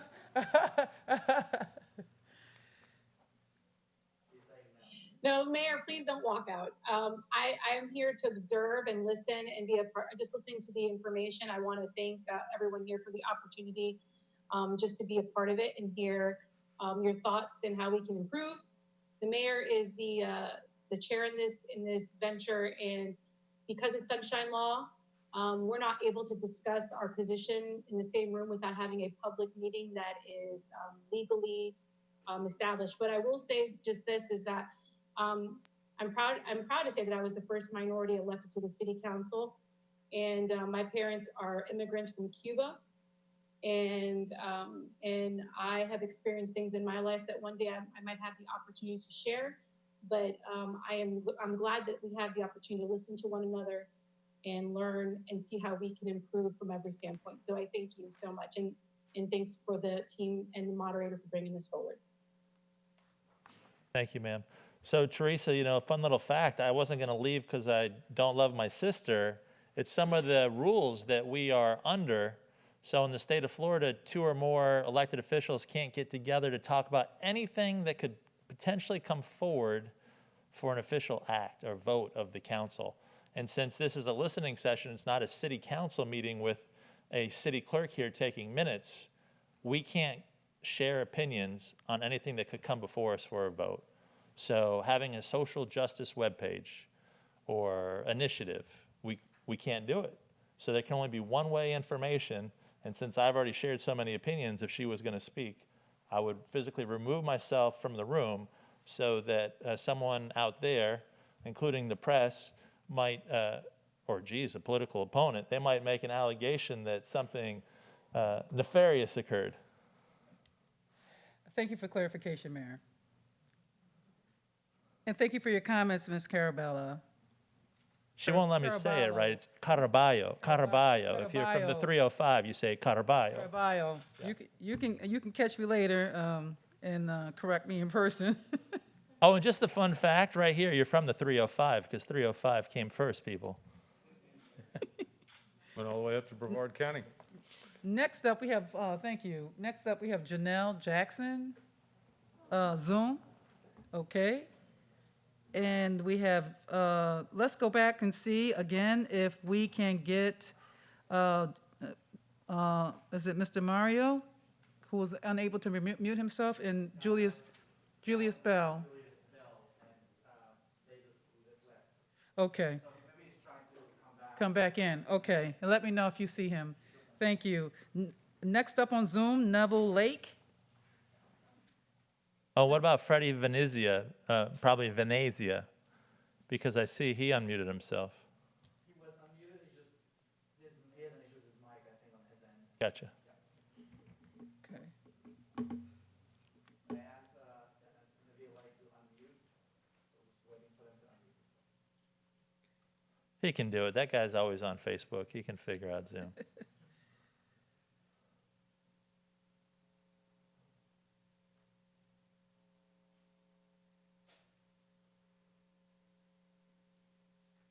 So meanwhile, while we're waiting for the unmute, I have another comment from Patrick Lane. I moved to Port St. Lucie in 1986. I do not live there since I moved away from there in 2012. The racism and prejudice that I experienced goes a little something like this. White children told me that they could not play with me due to the color of my skin. I could not attend Village Green Elementary since they enrolled me as other, so they had to enroll me as black. Going to schools in Port St. Lucie, teachers would ask you, "Can I trust you?" People would lock their car doors when I walked past their car at the age of 12. Again, in the middle school through high school, I wasn't allowed to talk to white children due to the color of my skin. In high school, a history teacher at Port St. Lucie High School and a former city councilman informed me the Black Panthers were just as bad as the KKK. I went to a youth group, showed up late with my friend who was Filipino, and was told by the local weatherman from ABC, "You have to leave, you do not belong here." Now, with that being said, I did have teachers who were white and that did guide me and showed me that they cared regardless of my skin. My fourth grade teacher, Miss Foley, and my high school teacher, Miss Carr, every time I've been pulled over by the cops, they write me a ticket. Now, the most racist thing I've seen, and it was in City Hall was when one of your workers had a picture that illustrated that the real gangsters were Italian mafia, not young black men who wear baggy pants. I don't know why that was allowed there, but very disturbing. Most of the racism in Port St. Lucie is subtle and coded, but you can see this by the lack of diversity in our elected officials and city workers. Hopefully, PSL can make changes. God bless. I believe we had that discussion earlier and we addressed some of that. Thank you for your comment as well, Ms. Lane. Are we ready with Neville Lake? Okay. Dr. Henley is in here in person. Greetings, Dr. Henley. And it doesn't say doctor on here, so you know Dr. Henley. Oh, absolutely. Good evening. I am so grateful to be here. Although I don't live in Port St. Lucie, I live in Fort Pierce, but I applaud you all for having this type of forum. I just would like to say that every aspect of the city has to deal with racism. And when we talk about racism, we're saying, don't look at me as a black person, but look at me as one of God's creation. And one of the things that I would like to emphasize is that we are blended together, because what happens in Fort St. Lucie does not stay in Port St. Lucie. And what happens in Fort Pierce does not stay in Fort Pierce. So what I'm asking you all to do is for the city, because we are in St. Lucie County, and there are things that happen in each one of those areas that impact us all, because if I'm driving in Port St. Lucie, I may encounter the very same thing that I encounter in Fort Pierce. We started a circle of prayer and a new beginning of unity, and we wanted to reach out to every person in St. Lucie County. And that's why we invited the mayor and the county commissioners and Chief Bodock and everyone, because we would like to see us sitting at a table talking about the issues, just as you're doing here today. Because when we hear someone say that racism is not in Port St. Lucie, look at your banking, look at your schools, look at your churches. There's a cry that's going out now that's asking churches, where are you going to step up? And especially the evangelical churches. There's a cry for our judicial system, because we deal with the very same judicial system. So we can sit at the table and talk about some of those issues that actually shows up in how we are sentenced, how we're placed on parole, how we're placed on probation. Our economic empowerment, because many people live in Fort Pierce, they work in Fort St. Lucie, the very reverse. So if we can come to the table together, the ones that are actually in leadership, our mayors, we're proud of our chief of police. We are diverse. We have a black chief of police, we have a black city manager, but we still have issues. And so we would like to know if you all would be able and willing to sit together. I know you may sit on other boards and other committees, but I'm talking about at the table, no takeout, at the table, to talk about the issues that are affecting St. Lucie County. And together, we can bring the unity together so that we can be that beacon. Because as long as it's separated, you all will do your thing and they will do their things. But if we can sit at the table together to deal with those issues, I think we will make a better place. Thank you. Thank you, Dr. Henley.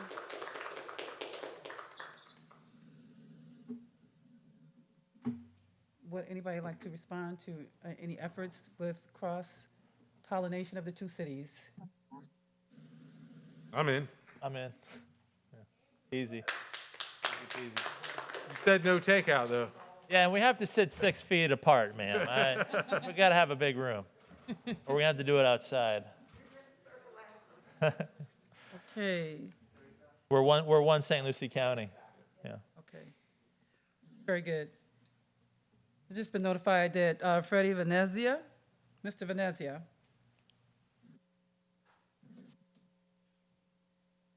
Hello, can you hear me? Yes. Can you hear me? Yes. Okay. What I wanted to talk about was having police interaction with the community, maybe being part of programs like PAL, working with kids in the schools. That way, there's a more familiarity with the community. And instead of being scared when you run into a police officer or law enforcement in general, the police officers looking at the person they're dealing with, not as a criminal, but as somebody that needs help, you know? Maybe instead of always trying to arrest somebody for everything, being able to have a communication and a dialogue that goes back and forth. Therefore, you're not having so much divisiveness between the two parties. It's not an adversarial condition that everyone's operating under. That's pretty much it. Thank you, Mr. Venezia. So Mr. Venezio sent the chief a softball. Hit it, chief. Mr. Venezio, those are excellent ideas, and we have a very robust PAL here in Port St. Lucie. They do everything from boxing to choir, and a little bit of everything else too, golf, fishing, Band. So yes, you're definitely right. Chess club. Yeah, chess club. In addition to the PAL, we have many other youth activities. Just to name a couple, are the Police Explorer program. We have an Explorer post that has traveled all over the state and won the state championship for several different areas. And many of the members of the Port St. Lucie Police Department are engaged with other nonprofit organizations that are working with youth. And I see Will's here from Boys and Girls, and Assistant Chief seems like he works there for you more than he does for me, but it's okay. And I've been involved with youth leadership, and I know Assistant Chief Vega does a lot with youth sports. So yeah, youth in working with underserved youth are a big part of what we're about, and he's absolutely right, though. That's how you build those relationships. What schools are we in, chief, with school resource officers? We're in all three of the public schools and High schools? yeah, high schools and 3 charters. And then how many events do you think per year you send officers to in elementary schools, middle schools? I know I've participated in several events every year with your staff and middle school. There's another number I got to learn. I don't know, but it's a lot. Yeah, so I think there's a story to tell there because we are doing community policing. Yeah, it sounds like it was confirmation that you're on the right track, and we have to continue to work towards more opportunities for engagement. Theresa, this is like one of those dynamics. So have you ever seen a chambers packed and everyone's wearing the same color T-shirt, maybe because a cell tower is getting proposed somewhere or something? By law, a lot of times you only have to notify people within 250 feet, 300 feet of this hearing. In Port St. Lucie, we beefed up our rules because we wanted more people to be informed. So we said, let's more than double it. Let's go 750.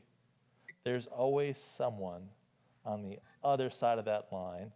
And our challenge is, how do we get to them? How do we share the message, good, bad, or indifferent? But on something like this, we have a lot going on. There's PAL, there's Police Explorers. For those that aren't kids, there's a police academy, there's a citizens university. There's all these opportunities, but we need help in sharing the message. Yes. Perception is everything, yes? Yes. So it's so important that as we're doing things, when I look at Will, he makes sure that everything that he's doing is on Facebook, and he's putting it out there so people can see. This is what we're doing in our community, and they're including a lot of people. So I know it's going to be important that we are I don't like to use the word marketing, but at least exposing the community on what we are doing, and also getting feedback from the community in terms of other things that we can do. So with that, we have some additional comments. We finished our list for the people who registered. Next up, we have Mr. Xavier Brown. Mr. Brown? Hello.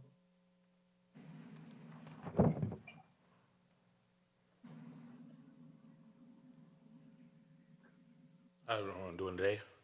My name is Xavier Brown. I am a resident of St. Lucie County. I'm going to speak from experience. I've been here my whole life. A Boys and Girls Club member, a member of daycares, different things like that. I grew up in the Boys and Girls Club, was raised in the Boys and Girls Club in Fort Pierce. My first job was the Boys and Girls Club here at CHU in St. Lucie County, Port St. Lucie. But what I would like to say is, I mean, we mentioned a lot about the Boys and Girls Club. Even the Boys and Girls Club is underfunded itself. So there is, like, I want to say, probably these clubs and these after-school programs don't reach the majority of the children that are out there. And with that, even with that, they're underfunded. So when these kids are disenfranchised, in the sense of, we talk about race relations and the relations that matter, I think are business relationships. We have a lot of business and commerce in St. Lucie County. I think these are the move makers. These are the people that make things change. These are actually the reasons why this, this county is the way it is, and the standing, the strength of the standing it is. How do we, increase the interaction and real interaction that actually, it took, as the police chief said, it took about 2 years for him to get to know those kids. How do we increase interaction between these business owners and these disenfranchised minority youth? I mean, I think that is a real challenge, and how we bring about inclusion. That's pretty much all I have to say. Thank you very much, Mr. Brown. This theme is increasing interaction and exposure, if you will, of some of the young people, the disenfranchised people, to businesses.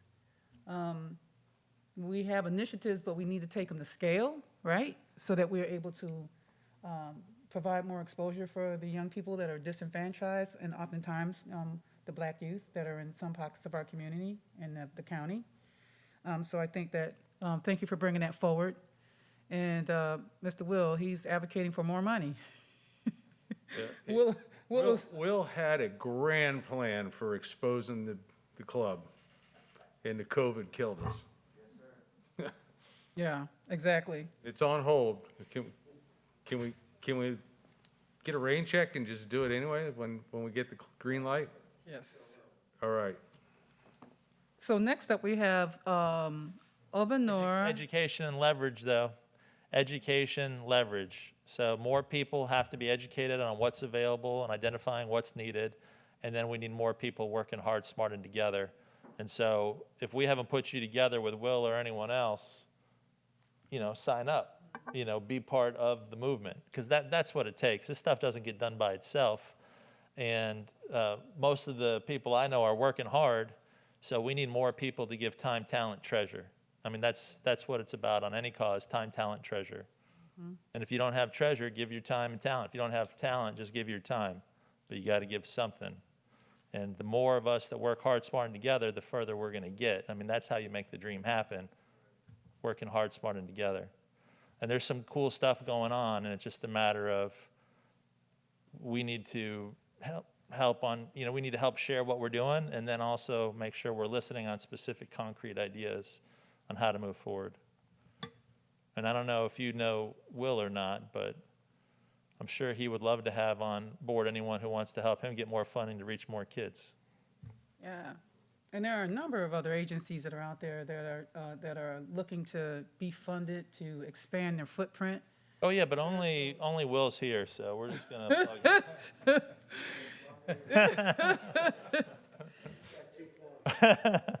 Our community-based and our faith-based organizations are often a viable option as well in our local communities.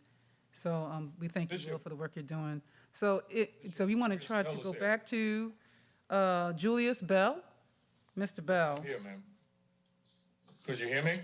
Can hear you well, sir. Thank you. What I wanted to talk about is mainly about the importance of voting. That's my main objective. As I was very lucky, and I learned civics in middle school and high school in New York City public system. And so it's very important that I think that every American have the right to vote, even if they've been incarcerated and they came out and they served their time. They shouldn't have to pay a poll tax or anything like that to vote. They don't lose their citizenship. So that's very important. The first thing I want to say is voting. If you're a first-time voter, or if you're voting in Florida for the first time, the deadline is July the 20th. July the 20th, which is 1 week away if you want to vote in the primary. And that primary will be held on August the 18th.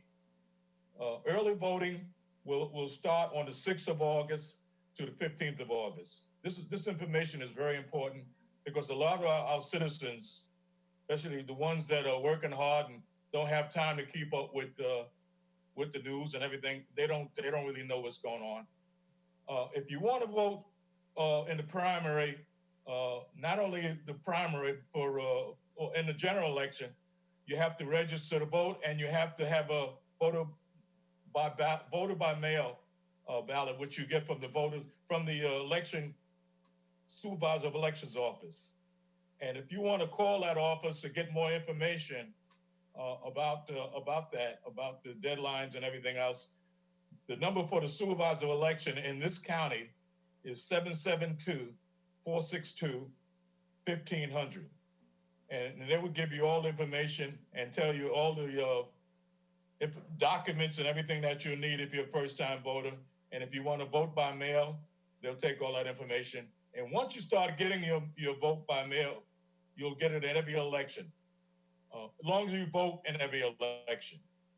And as far as I look at it, as the way things are going in this country, it's a shame when we don't vote in every election, because the people that run this is not only the president and your Congress people and senators, it's the local elections that make the difference. Just look at Tallahassee. Look at Tallahassee right now. You know, they want to take everything away from you, but they don't want to give you anything. They want to take away your vote, your right to vote. They want to, they just want to destroy your vote, and always finding a way to suppress the vote. And that's not right. So that's why it's important to be very active in voting and put people in office that's going to take care of all of the citizens and not just one segment of this population. That's part of what I wanted to say.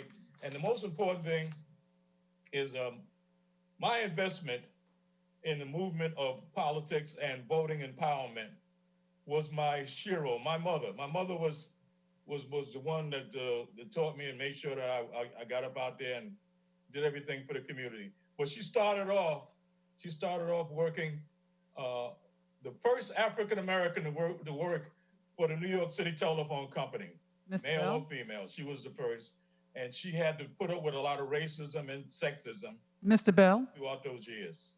But she moved on, and she did the best she could. And I learned a lot from that.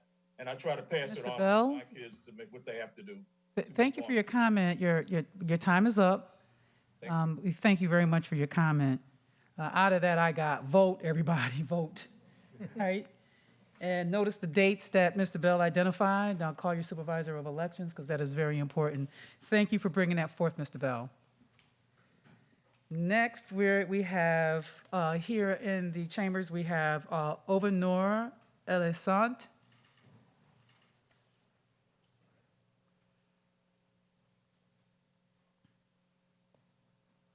Good evening, guys. So like she said, my name is Ovanor Elisant, resident of Port St. Lucie, Florida.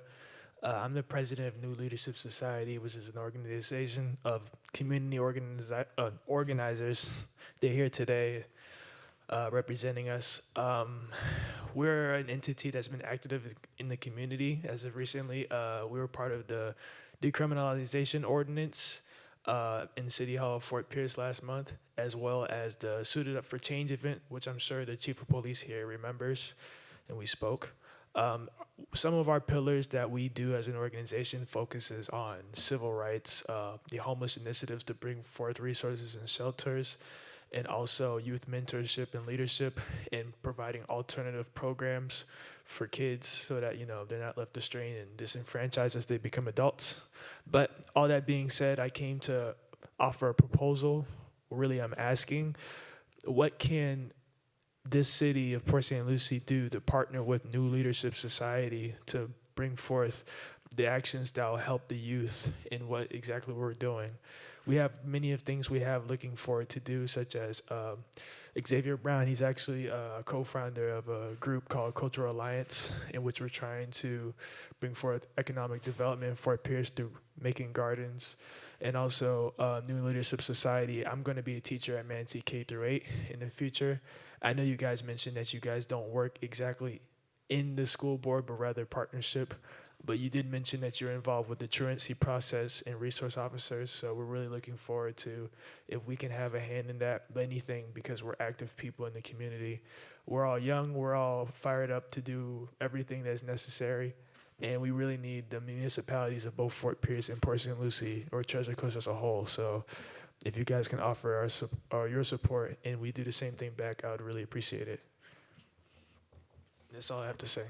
Thank you, Mr. Ellison. Before you go ahead, I just need to ask you one question, Mr. Ellison. What are some specific things that you can do, your organization is prepared to do to partner with local government here? What are some of the things you're thinking about? More specifically, something that we can do, we offer just, like I said, I work with the school board. I am a teacher, so if there's some limitations that you guys have because you guys can't really work in the school board, one thing that I consulted with some of my board members is that alternative programs to OSS, instead of them serving 10-day suspension, that they work with us and we give them positive reinforcement rather than, basically setting them up for failure and showing them and just punishing them.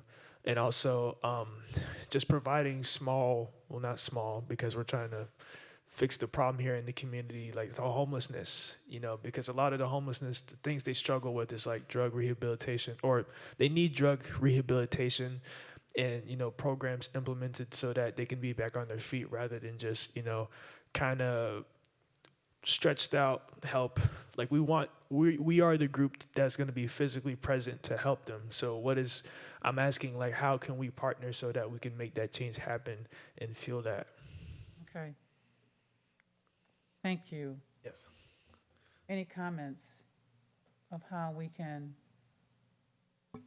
as a community, partner with these young people? It kind of caught me flat-footed. Sorry. That's okay. That's definitely, I think, something we add to the list of how we could partner with the youth New Leadership Society. Yeah, it's called New Leadership Society, and see how that they could plug into the city and we could plug into them. Is it a 501c3 or? No, not yet. So there's one of those hurdles. Is it a loose affiliation? Is it something more specific? But I'd say if you could share your information with us about your organization and maybe some of I would pick your 3 best ideas. So we all want to change the world and we're just going to go out there and make it happen. Doesn't work like that. Yeah. This is the long game, not the short game. So tell us about your organization. Make an agenda of the things that you're most passionate about, that these are the priorities, and let's have a conversation around that. What do you think, Mr. Manager? Part of what we're doing this evening is looking for areas where we really want to expand and have a conversation. And I wrote that base question: how can you young people, whether it's organized, not organized, get involved in Port St. Lucie and our community as a whole?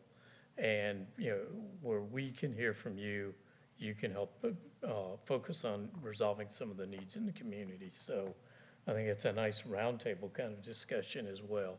On a very specific thing, we do have a citizens university. Would invite you to, or members of your organization, to think about participating in the Port St. Lucie Citizen University. We also have a Citizens Academy for our police department. A good way for you to become our friend, to get to know us, and for us to know you. So then you can kind of see, how do I fit in? Are there some areas where I can maybe make a difference in the city, and where I can, both know to talk to, but also we can know you as a resource. Yes. I would like that. And I will say that I had an opportunity last week or earlier in the week to observe your videos, and you are testifying before City Commission. I was very impressed. You all came and they had it together. They Thank had you. their PowerPoint, they did their research. So I believe this is definitely a viable group that we want to keep in the loop. As the name of New Leadership Society. And I definitely would like to have your information as well. As we are working on some of this stuff at the round table, we definitely want, and our Lincoln Park Advisory Council, definitely want to, I think I'm in conversation with one of your gentlemen already, so thank you for that. Yes, thanks. So next we have, thank you very much. We appreciate you and the And work after that you're you're doing. an award-winning teacher at Manatee K through 8, and your principal's like hooking you up, Leadership St. Lucie through the Chamber of Commerce. I can't recommend it enough. I took it. I went through the program when I first came to the city back in 2002, 2003 or so. Together. We were there together, actually. And you just get to know all of the I won't say all, but so many organizations and institutions in the county that you didn't know existed, even if you were in the business. Exactly. Next up, we have Mary Sermons. Dr. Sermons, correct?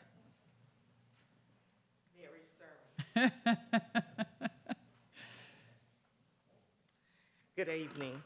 I come before you as a citizen of Fort Pierce. I went to wipe off the mic, but there's nothing here. But as an activist for St. Lucie County, as a member of Survivors of Murder Victims, crime survivors of Safety and Justice, Florida Rights Restoration Council, and clergy, on-call clergy at Lawnwood Regional Medical Center, and I have been on-call clergy for Port St. Lucie, and past professor of the one of the nursing programs at IRSC. So I am aware of the county as a whole and the things that are in it. And the United Against Poverty, where many of your citizens come to that St. Lucie County site to get groceries, the membership grocery program. But my question, I think I would direct it toward the city manager in terms of policy or revision of policy that influence or will to be changed in place of conflict resolution. Conflict resolution, especially when you have people of color and the supervisor is white. How do you delicately handle that so that there's a win-win instead of the person leaving there not feeling like they've been heard or understood? Well, it's a great question, Mary, and it relates not only to our organization, but our community, and incredibly important. Yeah, we all should start with listening. For our department directors, we try to talk to them and try to educate. Always start with asking, first, help me understand. Let me listen, and then form opinions after you listen and understand. The same thing happens in our community. We've had several examples recently where citizens, had disparate opinions and beliefs, and they end up with conflict. And I know one of the things we're going to be looking at in the future is, would it be possible to engage either volunteer or paid mentor or mediators, people to listen, people to help other people learn to listen and resolve their conflicts without those conflicts escalating. And it's an issue for our organization, whether it's a supervisor-employee relationship or for our community.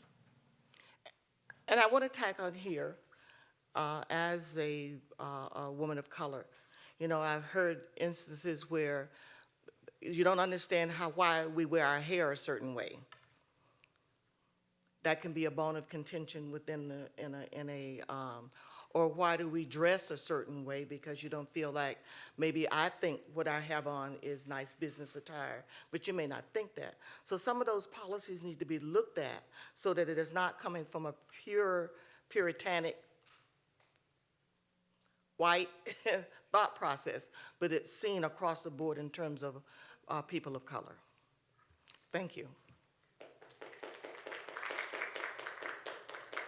Thank you, Ms. Sermons. You're bringing forth some of the things in terms of, I think one of the comments one of the individuals made earlier is about, some of the subtleties. So sometimes some of the stuff is not so obvious, but sometimes it's subtle in terms of the dress and the attire and that kind of thing. And we just have to be mindful about that and think about how our policies reflect what's dress code and not. I don't know if that applies to any of your organizations, but it's just a thought. Go ahead. No, you definitely hit on something, and I won't out who it is, but there is a young lady in our organization who's been very forthcoming in educating me over the years, and she's opened my eyes. And until I was the chief, I would have never had any, no reason to learn. But it's been a great education.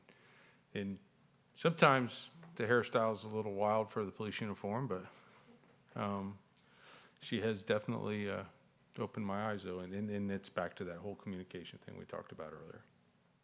I think you said a key word, being open, to hear things from a different perspective, to see if there's some wiggle room in there in terms of how we address it. So we have two more left. We have Matt Finn. Matt, please come to the podium, sir.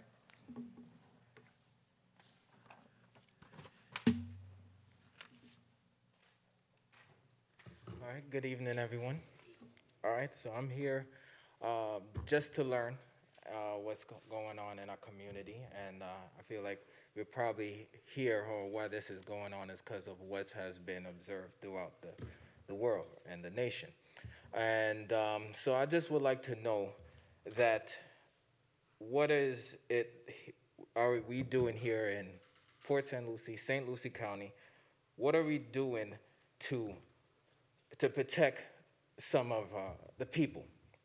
So what are some laws that are in place that are to protect the Black community?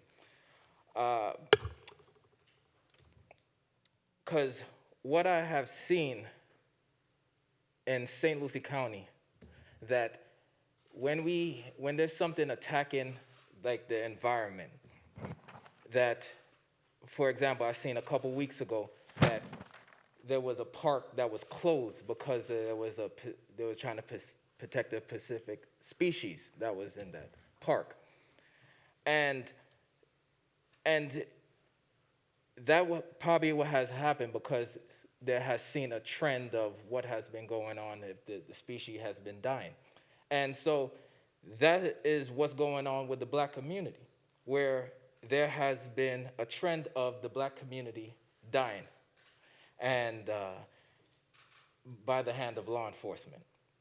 And it is not, law enforcement is not to blame, is that the judicial system is what's to blame. And so I would like to know what is the laws that are in place, like for St. Lucie County, Port St. Lucie, Florida, that is able to protect the Black community as well as empower the Black community. As it has been said by Martin Luther King, how Black community is expected to pull themselves up by the bootstraps, but you can't do that when there's no boots, when the Black community doesn't have any boots, period. So what is it that St. Lucie County is doing to protect and empower the Black community? That's it. Thank you, Mr. Fenn. Mm-hmm. One of the questions I think it would be great, what are some of I think you and I had a conversation about some of the things that you put in place to protect and make sure you criteria out as much implicit bias as possible. What are some of the things that, you all are doing? Because I know, you really work hard on this. So, and I'm going to cheat because I got a page in my yellow pad here that says what we do, because I knew that question was coming.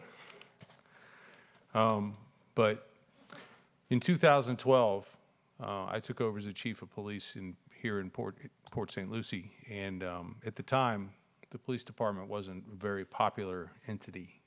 And to say I took over in a crisis would not be an exaggeration, would it, Mayor? I mean, we were still the safest city, but Yeah. yes. It was a time of tumult, let's say. Yes. So there's nothing, never waste a good crisis for an opportunity for some cultural change. I had reorganized, not to confuse you, I was city manager then, and I had the executive authority, and I reorganized the police department. And full disclosure, I hired, he was already here, but I selected him as the police chief, and I actually shed a tear when I hired him. Yeah. So anyways, at the time I was working on my master's degree, and I had to pick an area to write my capstone project on, and I did it on changing culture. So I spent 14 months studying the change of culture of organizations because I knew the culture had to change. And there was a bunch of highly motivated people on the staff, and we set about to change the culture. And I'd like to take a second and think we did, that the organization changed. Along the way, we realized what a great community this is. And some of it is by design, and some of it's by luck, and some of it's just because chiefs before me believed in community policing and had always built relationships. And we took advantage of that too. Also, again, lucky, we had a Dr. Rachel Boba was working at FAU, and she was a very young professor at the time and very excited, and she had come from the COPS office in Washington, D.C. And she and one of our lieutenants, who later got his PhD, developed a style of policing called stratified policing, and we helped evolve that as we did all the experiments, the scientific experiments on policing at the Port St. Lucie Police Department. So what I'm trying to say is things have changed a lot in the last 8 years. Not because I'm some great person. I was a lucky guy in the right place, and I was willing to listen, and I had waited to get my master's degree, and I was forced to do it at the time, and I used that opportunity to learn about culture. So we have now a culture of customer service. We started in 2012 with that. We have a culture of community policing. We have a culture of community involvement in getting our citizens to help us do it, because we're one of the lightest staffed police departments on the Treasure Coast for our population size. We've been accredited for over 30 years. And if you don't know what accreditation is, I think it's next Tuesday or Wednesday night, Tuesday night, come on in, back into this chamber and watch what happens. Is the team comes in and they examine the police department, and they look at our policies and procedures, and they watch the officers for a week or for 3 days, and they talk to the public, and they want to know about the police department before they'll give us their seal saying we're a good police department. And we've been doing that for over 30 years. So I think that plays a big part in having cutting edge policies, because they change all the time. They're changing right now. I just got a thing, they're here looking at my policies, and I got an email from headquarters saying, we're going to change your use of force policy. We're going to tell you what we think is a better tweak to what you have. So I think all those things play a big part in what you asked. We take recruiting officers very serious. If you hire bad cops, you're going to be stuck with bad cops. It's the nature of the business, unless you work really hard to get rid of them. We train them well. We have a great FTO program. I take a lot of pride in promoting the right people. Citizen complaints are taken very serious at our organization. We don't just teach 2 hours of ethics a year. We teach an ethical component to every subject matter that we teach. So if you go to firearms training, there's an ethical component to firearms training. If you go to driving training, there's an ethical component to driving. We've talked about all of our community outreach, so I won't go into that. But I think that goes a long way to, and you've heard about youth engagement. As far as laws, we all have those little taglines we like to toss out there as cliches, but mine comes from the movie Top Gun. I don't make policy, I just implement it.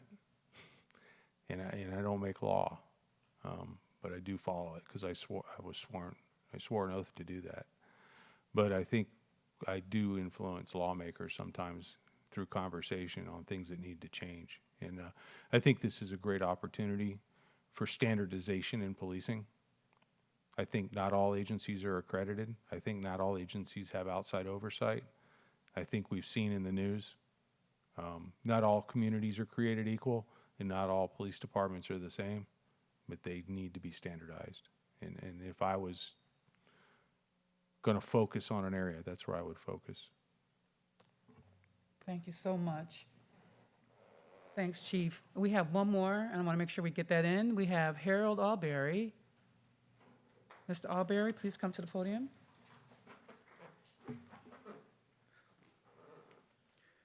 Hello. First, I'd like to thank the City of Port St. Lucie for hosting this. I commend you guys for this, having this open dialogue. I'd like to thank you for your comments and understanding of everyone and translating what we're trying to say. And I want to thank everyone that came before me that has blessed the mic. It was truly appreciated. My first experience with racism was in Port St. Lucie. I was visiting my family who had just moved here at age 11. There was a freshly opened 7-Up soda can thrown at us. Delroy, whatever in Kashmir, before that gas station was built. So I've experienced trauma at a young age, and since then I've been open, and my ears cannot close to hear comments that's always being targeted. So for the comment that said, there's no racism in Port St. Lucie, it's to say that people aren't biased. And also to comment on challenging officer. The ability to not be able to challenge an officer is aiding the lack of communication and being misinformed as a resident. A reason why some of us are unable to communicate efficiently with others is because we lack open dialogue, to listen, to understand, and not to respond. When it comes to our officer, there should be no reason why I can't question the person who's being paid partially because of me. If we're both trying to make it home safely, why should anything that someone say to them make them a threat? Nothing I say should make me a threat.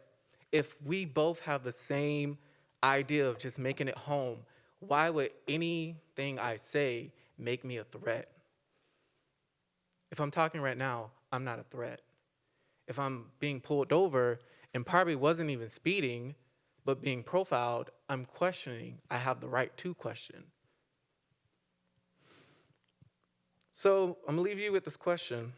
When a child questions their parent, is that child considered a threat to the parent's life or just a threat to their authority? Thank you. Thank you, Mr. Alberry. Thank you. Well, that's very profound. And I just want to say, as we're wrapping this up, is that hearing the different perspectives is so important. And here in St. Lucie County, here in Port St. Lucie, I applaud the city manager, the mayor, the chief for pulling this forum together to give us an opportunity to be proactive.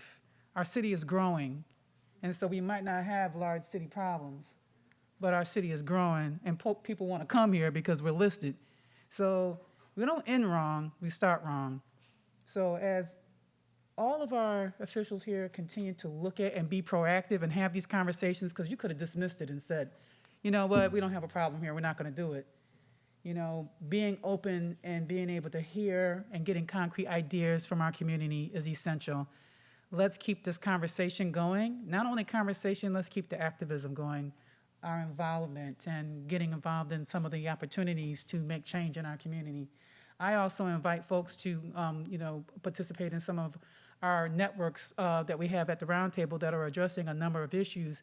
We're often looking for diversity in those meetings, and we welcome you. You can go to our website and look. Right now, it's COVID right now, so it's kind of a little slow in terms of bringing people together. But as we begin to move to normalcy, please look at our website, look at our strategic plan. We're going to be updating it next year. And look and see where you can possibly support it and get in, because we need all the voices here to be able to influence change and to continue to grow and be better, so that we can truly be a city for all people. So I want to thank you for all your participation. I'm going to yield to see if the mayor would like to close us out. Thank you so much, Theresa. Thank you for always doing your part and helping us be an even better community. And just like you, I'll first ask if the chief and then the city manager have any closing comments.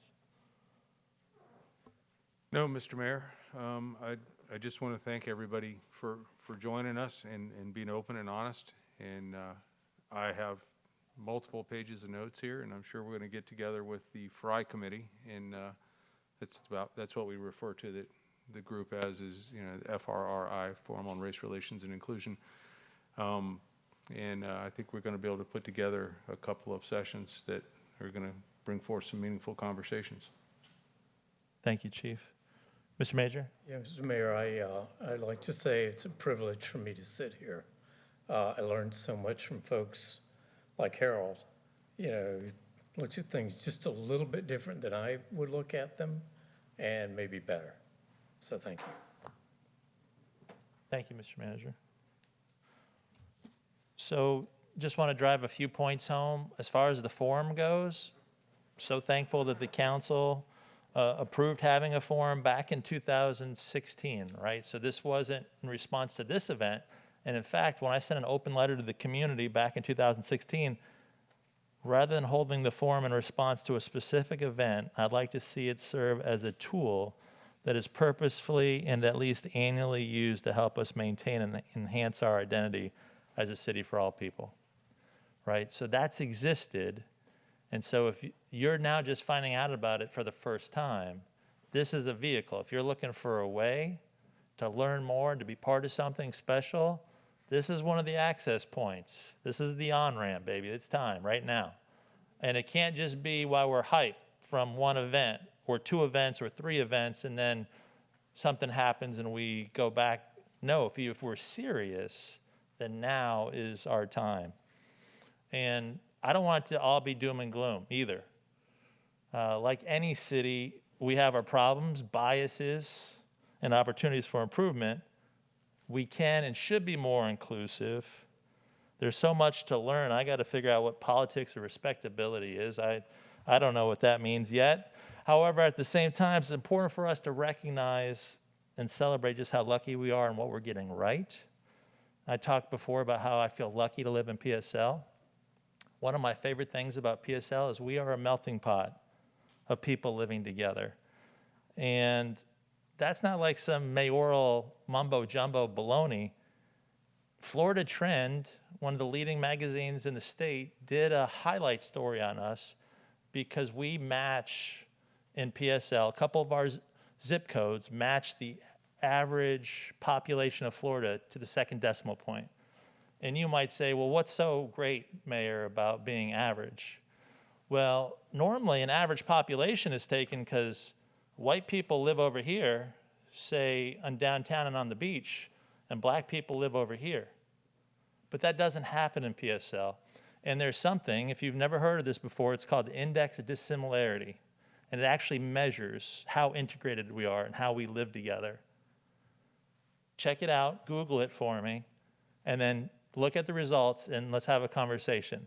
If we said that 0 was utopia and 100 was apartheid South Africa, we're 22 on that. So it's not to say we're perfect, or unfortunately you're gonna encounter some racism in your day, or maybe just some jerk that threw something at you at the window, or there's an opportunity for improvement because we allowed implicit bias to impact us, but celebrate that. It's really, truly one of my most favorite things about the city. We are the safest large city in Florida, and we've been that way for many years. It's part of who we are, and it's because we engage in community policing. You know, a lot of times we're talking about these national issues where there are fatalities, there are lethal use of force all the time. And PSL 3 times in 5 years? Four now, unfortunately, due to the tragedy that happened over a neighbor dispute this last week. But it's not an everyday occurrence here in PSL.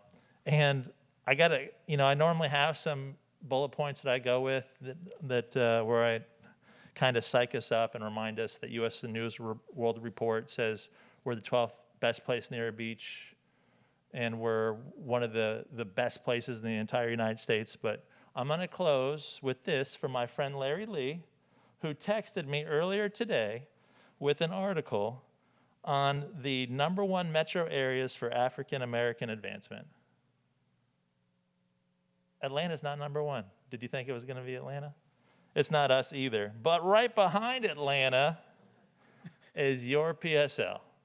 And so we have a lot of work to do, but we have so much to be proud of, and we're so lucky to be here, and we're so glad that you joined us, and we're in it together for the long haul. So just if we would work hard, smart, and together, there's no end to what we can achieve. We can make it happen, and we can live up to our promise of being a city for all people. Thank you, everybody. Thanks for being here. Good night.